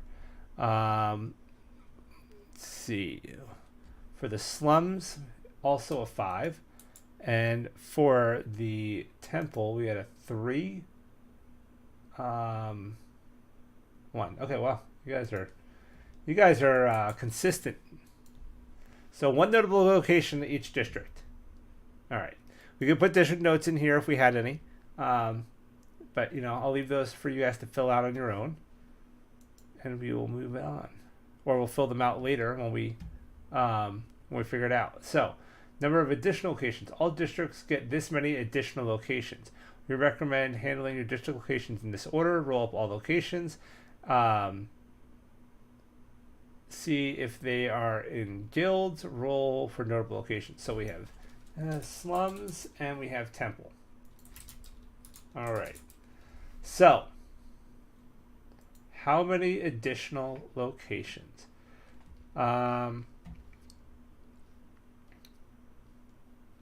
See, later on in this chapter, you will find the locations notable table. Roll in this table for each notable location for your district have and see why they are notable. The third and fourth results in the table above state up to the first. Okay, we don't need to worry about that. So, note district terms. Each specific district contains included locations and additional locations. We have defined and explained these in detail in the coming tables. General area districts are areas of the city that are centered around a particular focus. However, there is always space that is not part of a specific district that can just be considered the general area. If there is something you really need or want in the city, but you have not rolled it into any of your districts, you can simply say it's in the general area. Location details. As you roll on the following tables, you may roll or have included a magic shop, service, or hired help after the individual district section, and you will find the following tables that you can roll on if required. Okay, so guilds tables are determined whether shops or services are members of guilds. Optional quality services. Okay, cool. All right, individual districts. This section contains the following for each district. Included locations, it's a list. This district automatically has these locations. These may be non-commercial locations as well as shops or services. Non-commercial locations do not form guilds. Additional locations is also another list. These are location types that may show up in the district. For each district in your city, you will roll for an additional on its additional locations table a number of times based on your city's size. See the following table. So 3 rolls per district. Do not roll additional locations for individual districts you did not roll. Skip them and move on to the next individual district that you have. All right. So 3 rolls per district.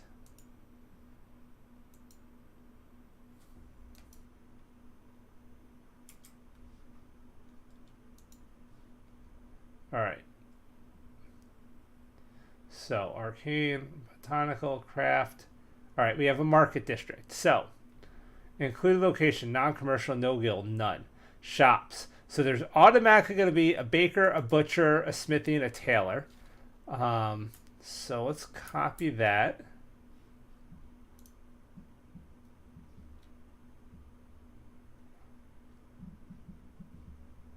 All right, so it's actually, so we get baker, butcher, general store, smithy, tailor. Baker,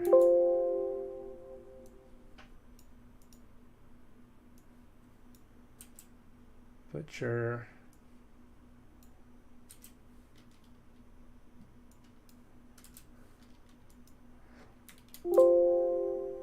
general store,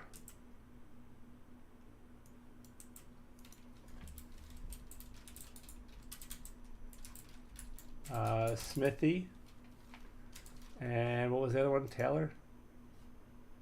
Tailor. All right.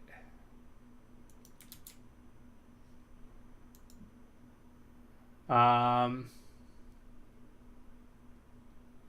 what did it say about this? So no guild.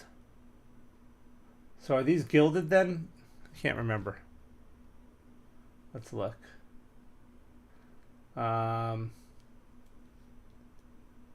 As you roll the tables, you may have shop sources.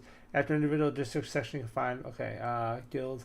Tables for determined shops. Okay, so maybe we have to determine that later if they're gilded or not. Included locations. This district automatically has these locations. These may be non-commercial locations as well as shops or services. Non-commercial locations do not form guilds. Okay, so I think we will determine if they're gilded later. So we have that.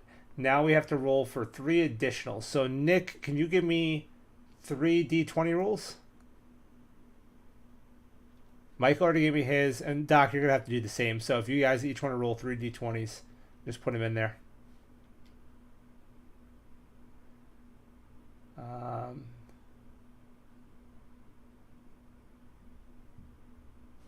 So for our temple district,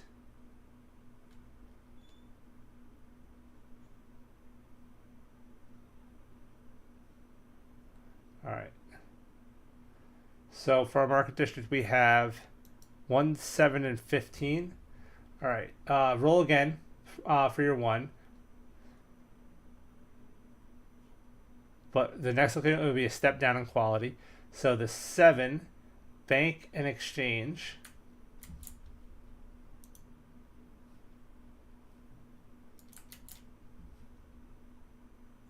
And 15 is a club, some kind of service. And a 3 is going to be a weaver shop. It's going to be a step down in quality.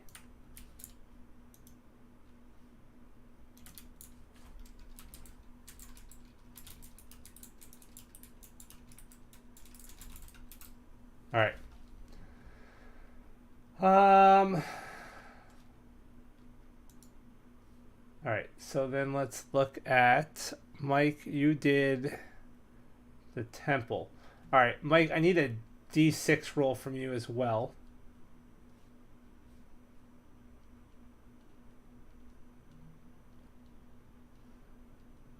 And then for your D20 rolls, you got a 20, an 11, and an 18. So, and I'm going to need a re-roll on your 20 since it says here to re-roll a 20 and it'll be a step higher in quality.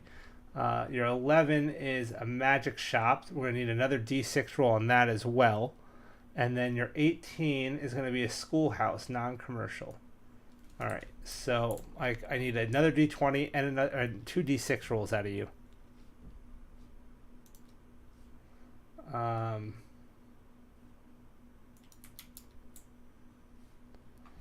All right, so your first D6 is a 2. So that's going to be a temple.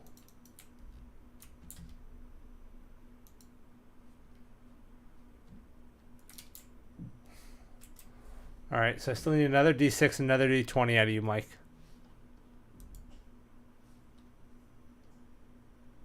You rolled some crazy stuff. And then we'll get to Doc's. Doc's got an 8, a 13, and a 7. All right, so let's see here. Your magic shop. Let's see here. I need a magic. Your D20 is a 14, so a doctor apothecary service. Interesting. Interesting. And then you have a magic shop with a 1. So a magic armor shop.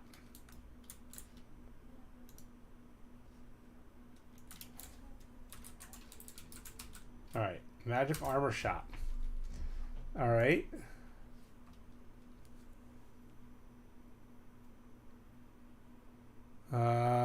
No, I don't need another D20. Your 14 covered it. That was your apothecary.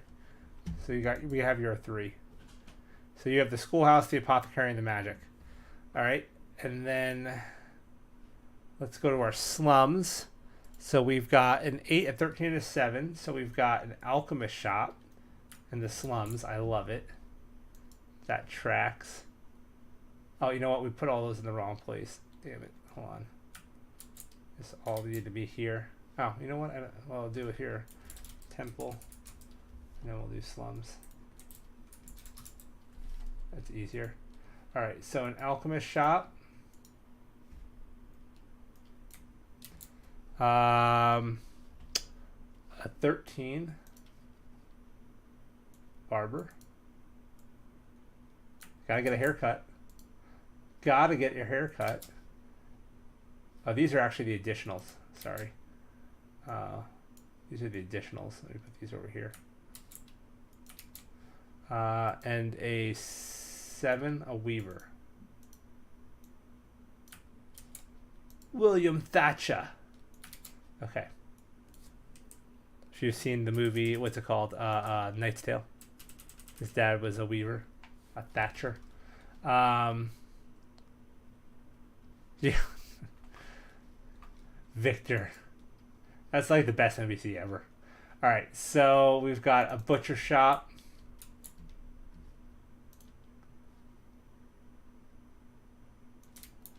And we've got a house of leisure, an inn or a tavern. House of leisure, inn, tavern. Okay, and then we could pick whichever one of those we want. And then I think we still had here, so we had our temple, but then we also have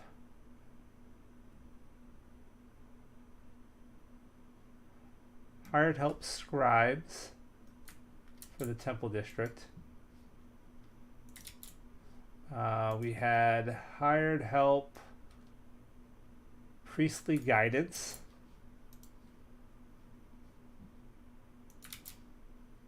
And we had hired help hands of the divine. All right.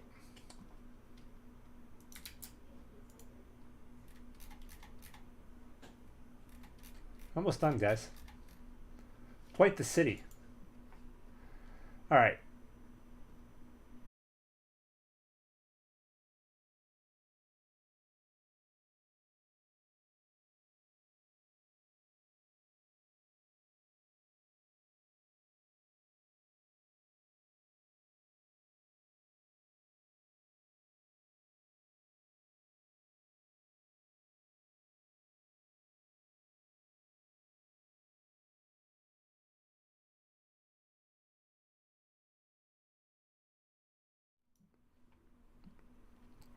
I am sorry about that, guys. We're back.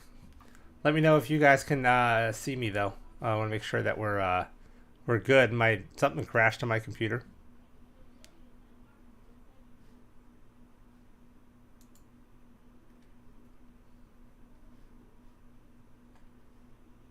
No, I don't know what happened. I got kicked.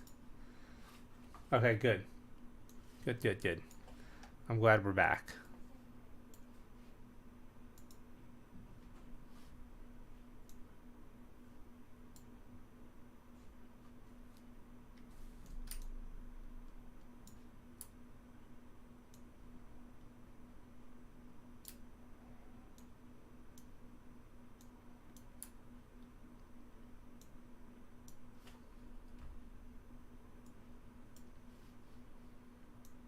All right. Yeah, I don't know what happened. It just everything crashed on me. So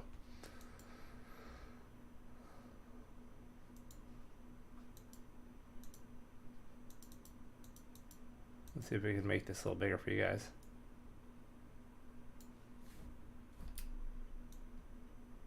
I don't need my roller up anymore. So yeah. Hey, Art, how's it going?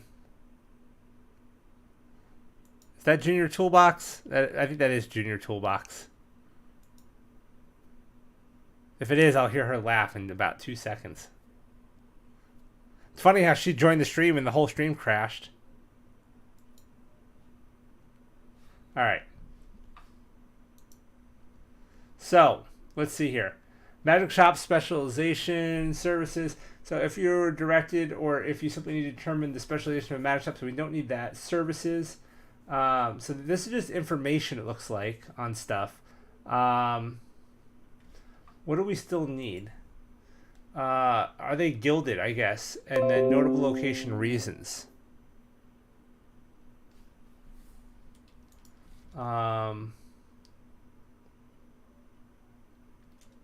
Let's see. Optional places for... So there's some optional stuff here. Guilds. So guild member, yes, no. So we do have some guild determinations to make. Basically just not quite 50-50, I guess, you know.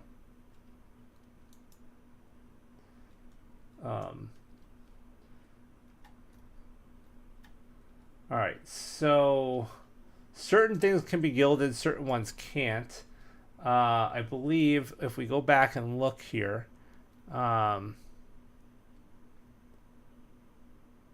it said location details, district terms, individual districts. As you roll in the following tables, you may include Magic Shop services or hired help. After the individual district section, you will find the following tables that you can roll on if required. Let's see here. Included locations. These districts have these locations. These may be non-commercial locations as well as shops and services. Non-commercial locations do not form guilds. So anything that's non-commercial can't form a guild. So let's look here. So market, anything in there can form a guild. Temple, the temple cannot form a guild. So if we go back to here, we go to our temple, that is going to be a no. The services can, I suppose. And then if we look at the slums, there's nothing there that can't form a guild. So we're gonna need to form some guilds here. We're gonna check guilds.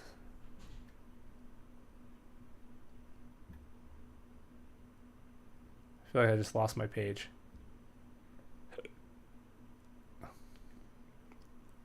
Okay, here we go.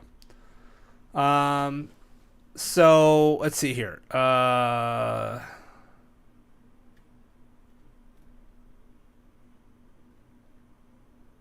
still in the city section, right? I just want to make sure we're still in the city section. I feel like everything got messed up. Districts. District history.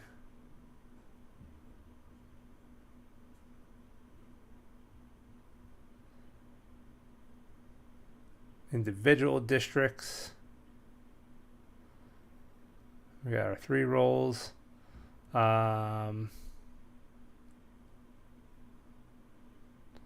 Location details. So let's see here. Services. So we don't have to roll that. We don't have to roll this. This just tells us what these are. Hired help size. I don't see anything about hired help on any of our things. Location notability. Okay, so we do want this. Location notability. So roll the table below for any districts, additional locations that are deemed notable. According to the district notable location table, find out why this is the case. So you each need to roll a d20 to know why our notable locations are notable, because we do have a notable location for each one. So we're going to be adding those, right? Because we rolled that earlier here. We said that there was going to be one notable location. So transfer that here. And let's find out what's up with these notable locations. So each of you roll a d20, and let's see what's going on. Yeah, my computer did lock. I don't know what happened. I got something crashed. All right, so Doc, you got an 11. All right, so let's see. Why is yours notable? I hope Nick's back. Is Nick back? Yeah, he was back. He was back. All right, so you got an 11. Mike, you also got an 11. Jesus, guys. Superstition. Those who forget this location do so out of the belief that they don't. That if they don't, something will or won't happen. So superstition is our reason. Really, guys? Really? All right. The variety is overwhelming. All right. Superstition down the board, I guess. Guys, y'all suck at this. All right. Let's see. Optional. Quality. Quality can be a great amount of flavor and interest to locations. You may roll on the table below to determine any location's quality. So if we wanted to, we could roll here on quality of these locations. I think we'll skip it for now just because we're running long. Place of worship. Your district may contain one or more multiple places of worship, which we know the temple district obviously does. I think we'll skip that. Places of work. So there's some stuff that we can add here, but we're going to skip to this guild section. Guilds are formal organizations made up of shops or services of given type, such as blacksmiths. These organizations are citywide. All shops and services locations, including any additional, can be part of a guild. Roll on the table below for each shop or service to see if they are part of a citywide guild. Important. When rolling to determine whether a business such as a smithy is in a guild, the yes range on the table below increases by +1 for each existing guild member of that type to a maximum of +3. A 1 will always be a no. All right, so what I would say in our case here, right, is we don't have a whole lot. We have 3 districts, 3 things. So we have 1 smithy, 1 tailor. I don't see any doubles of anything. So what we could say is that there's really just like a merchant's guild and a like a some kind of like elite guild that something like the hired hand, like the scribes and stuff like that, could be part of. So if we wanted to, we could say like there's like a there's one or 2 specific types of guilds that everybody falls into since it's a smaller city. But let's see. So let's start rolling some d6s here. So I want, let's see, from Nick I want 8 d6 rolls. From Mike I want 6 d6 rolls, and from Doc I want 6 d6 rolls. Now let's see what we get.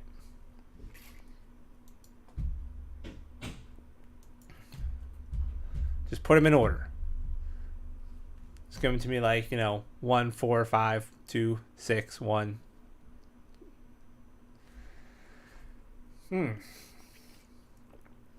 Once that's done, we got a couple minor things here. And then we're done. And then, we can look at the cities and towns. Although I think just because of how late it is, what I want to do is another live this week where we're going to then kind of take this city and we'll kind of start working down this book with this city and start fleshing some stuff out. 1 1 3 5 6 6. Okay, so Doc, you got let's see here, 1 1 3.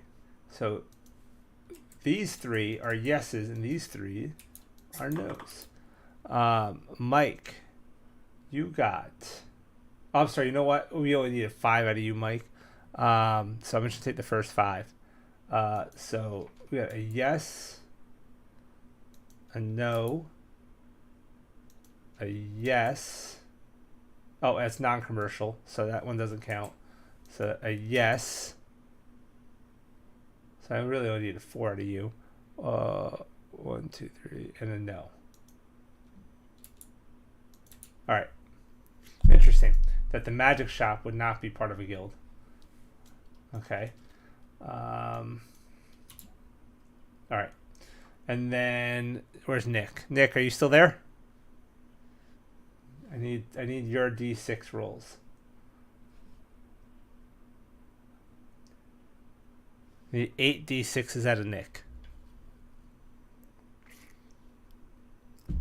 Otherwise, I can roll them.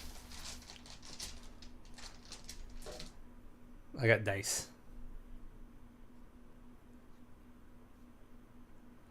I might do Friday night. All right, give me some D6 rolls, Nick. Give me 8 D6 rolls. Mike, did you notice you got? I don't know if you. I can't remember. Did you get the Eventides dice, Mike? I can't remember if you said you did or not.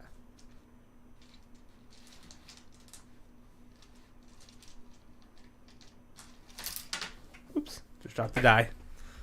My D4. Don't want to be dropping D4s on the floor. That could be painful.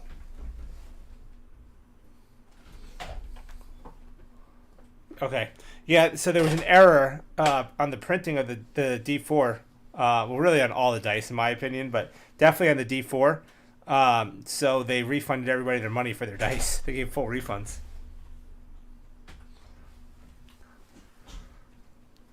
Where is it? I'm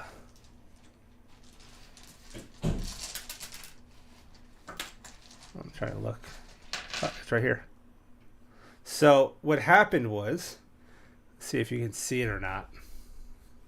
Well, we're waiting for Nick to roll his dice. So here it is. Look, see here. There's the 3. 3. 2. And then on this side, you have 2. 2. That's a little blurry. 3. Plus, in my opinion, these 2s are printed upside down. You can see it. They look like they're printed upside down to me. So, anyways, that's what happened.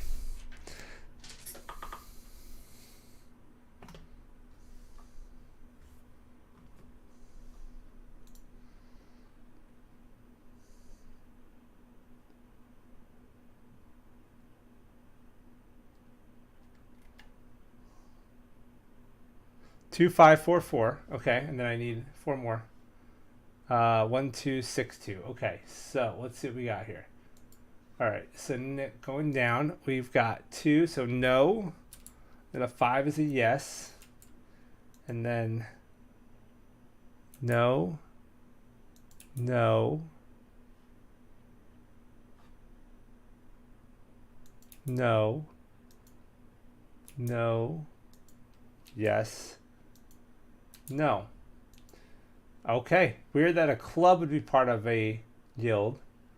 We have a club that's in a guild. We have a doctor that's in a guild. With the scribe is in a guild.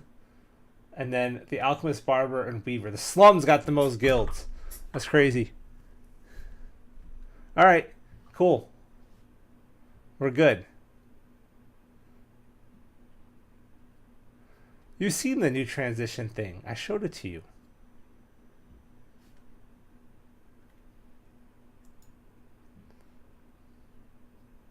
That's definitely my daughter. That's her weird core right there. That little eyeball TV head. It's called weird core because she's weird.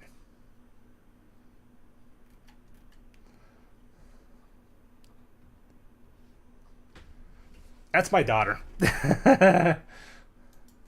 All right. Let's see. What do we got?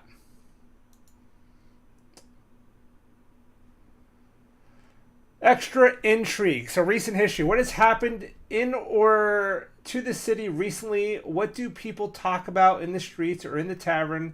These are the events that have happened within the last year. Gabby, if you want to come in here, you can. Let's see. Let's roll a d20. I'm going to roll a d20 for this one. I got a 2. A gang of hooligans has started making trouble around the market Interesting. Is it a gang of hooligans, or is it our secret organized crime that is facilitating that? Noteworthy officials. As settlements become more complex, they need an administration and individuals to manage it. Become more apparent. Whether these people do a fair job is another matter altogether. Roll on the table below to see who in the city's administration might be notable, and on the second table, see how competent the individuals in that position truly is. All right, so we need another D20 roll. Let's try it again. I got a 16 on this one. So master of stores. Oversees the stores of the supplies such as grain or building materials. That kind of makes sense with all that agriculture outside the city.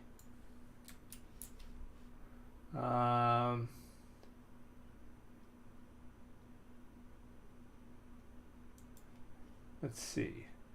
Noteworthy official.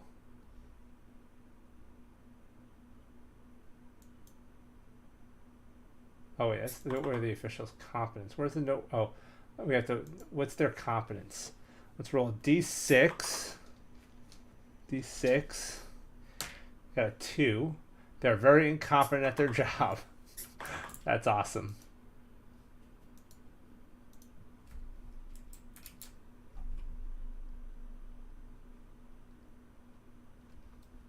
All right. So our master of stores is incompetent. You know, if you guys wanted to, you could like roll more of those. So beneath the surface. All right, give me a D12 roll. Somebody, whoever rolls it first. Cities are large enough places where goings on can be hidden from the knowledge of all but a few. There can often be things happening that not everyone is aware of. Roll in the following table to see if there's something beneath the surface in your city. So give me a D12, and let's see what's going on beneath the surface of our city. And then we have our rumors table, and then we're pretty much done.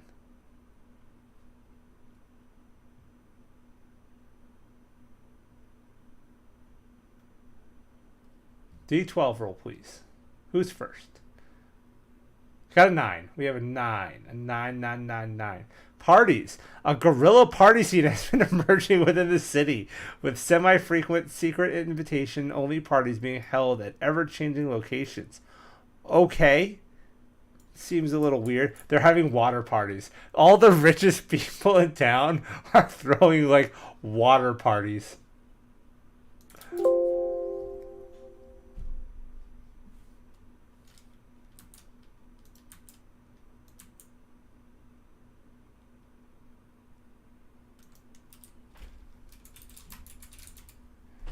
Okay.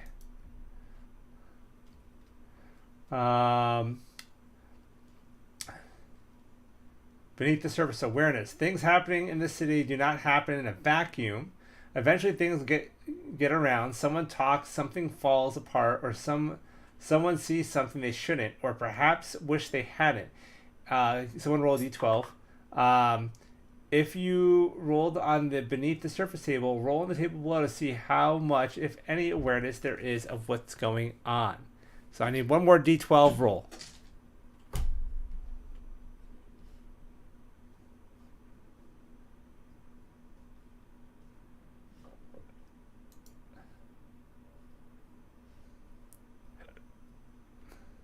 I'll roll it if nobody else does. You're probably going to roll a 9 anyways. You all roll the same thing.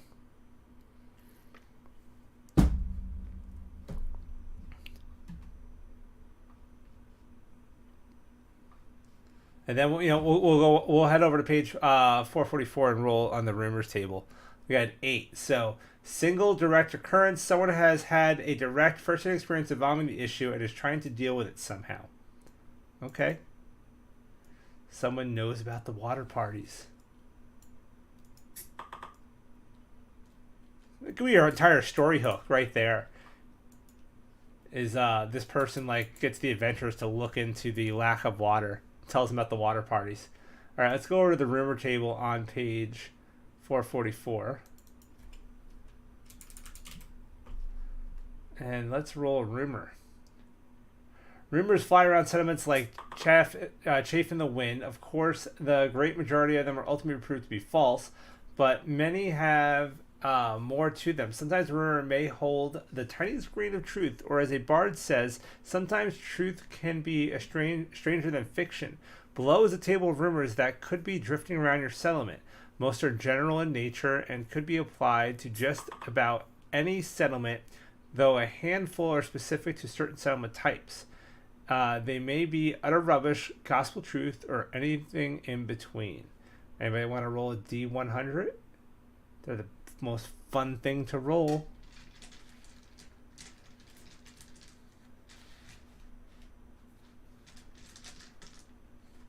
If not, I'll roll it. I got a bag of dice. Let's see. You gotta roll it before I find my before I find a matching set of D100s here. Hold on.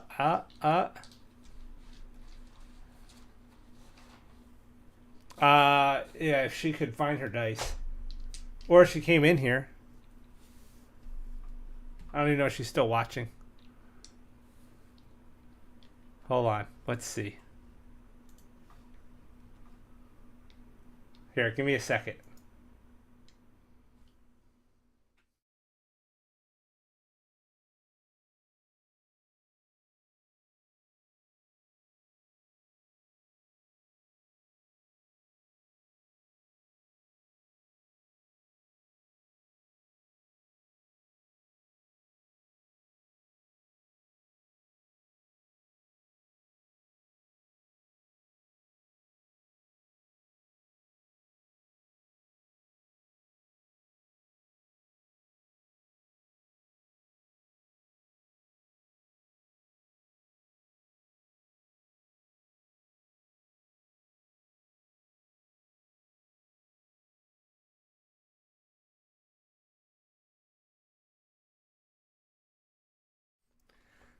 Okay. We're back. Okay, so I had to go in there. She was trying to figure out which one was the D100. She was also wearing one of my D&D shirts, she keeps stealing my shirts. I'm like, dude, these are like my favorite shirts and the only ones I like to wear. Stop stealing them. So she said she rolled a 57. So let's see here. 57. Let's look at our table and see what our rumor is. A member of the local leadership is romantically involved with someone of criminal repute. So maybe, what if our merchant prince or whatever is actually a merchant princess? And it's not yours. The shirt is not yours. What if our merchant prince is actually the merchant princess and is involved with the leader of the organized crime syndicate? All right. So we have our sheet here. Let's do this. I'm going to save this. Let's see here. How do I make it? I need to make a copy here. So I'm going to save as. Let's see here. My computer. Let's see. Choose a folder. Put it in my documents. Joe's D&D campaign, and we'll call it GM Toolbox City Live. All right, so I'm going to save that, and I'm going to upload this to a Google Drive, and I'm going to add it to, oops, that's not it, drive.google. I'll add it to the description here. Joe's D&D share, and then let me grab the file. So let's see here. And you guys could take this and start playing with it. Now, what I want to do is in the next stream, we're going to grab, since it got kind of late, that took a while. But in the next stream, I want to get into the Kobold Press book and start fleshing out some of the things that we did with this city. So if you guys have that book, take a look. But at the very least, take a look at the document and start, filling in some notes for yourself. You can download a copy for yourself and fill in some notes, and start coming up with some ideas for it. We'll start to kind of work on it together. So let's see here. GM Toolbox. Where are you at? There you are. GM Toolbox City Live. I'm uploading this now. I want to give you guys the link before we go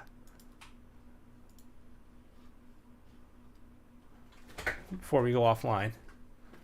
Let's see.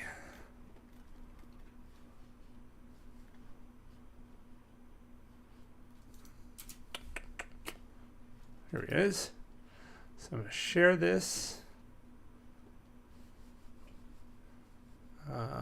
Anyone with the link is a viewer. I'm going to copy that. I'm going to put it here in chat for you. And then I'll also add it to the description of today's stream.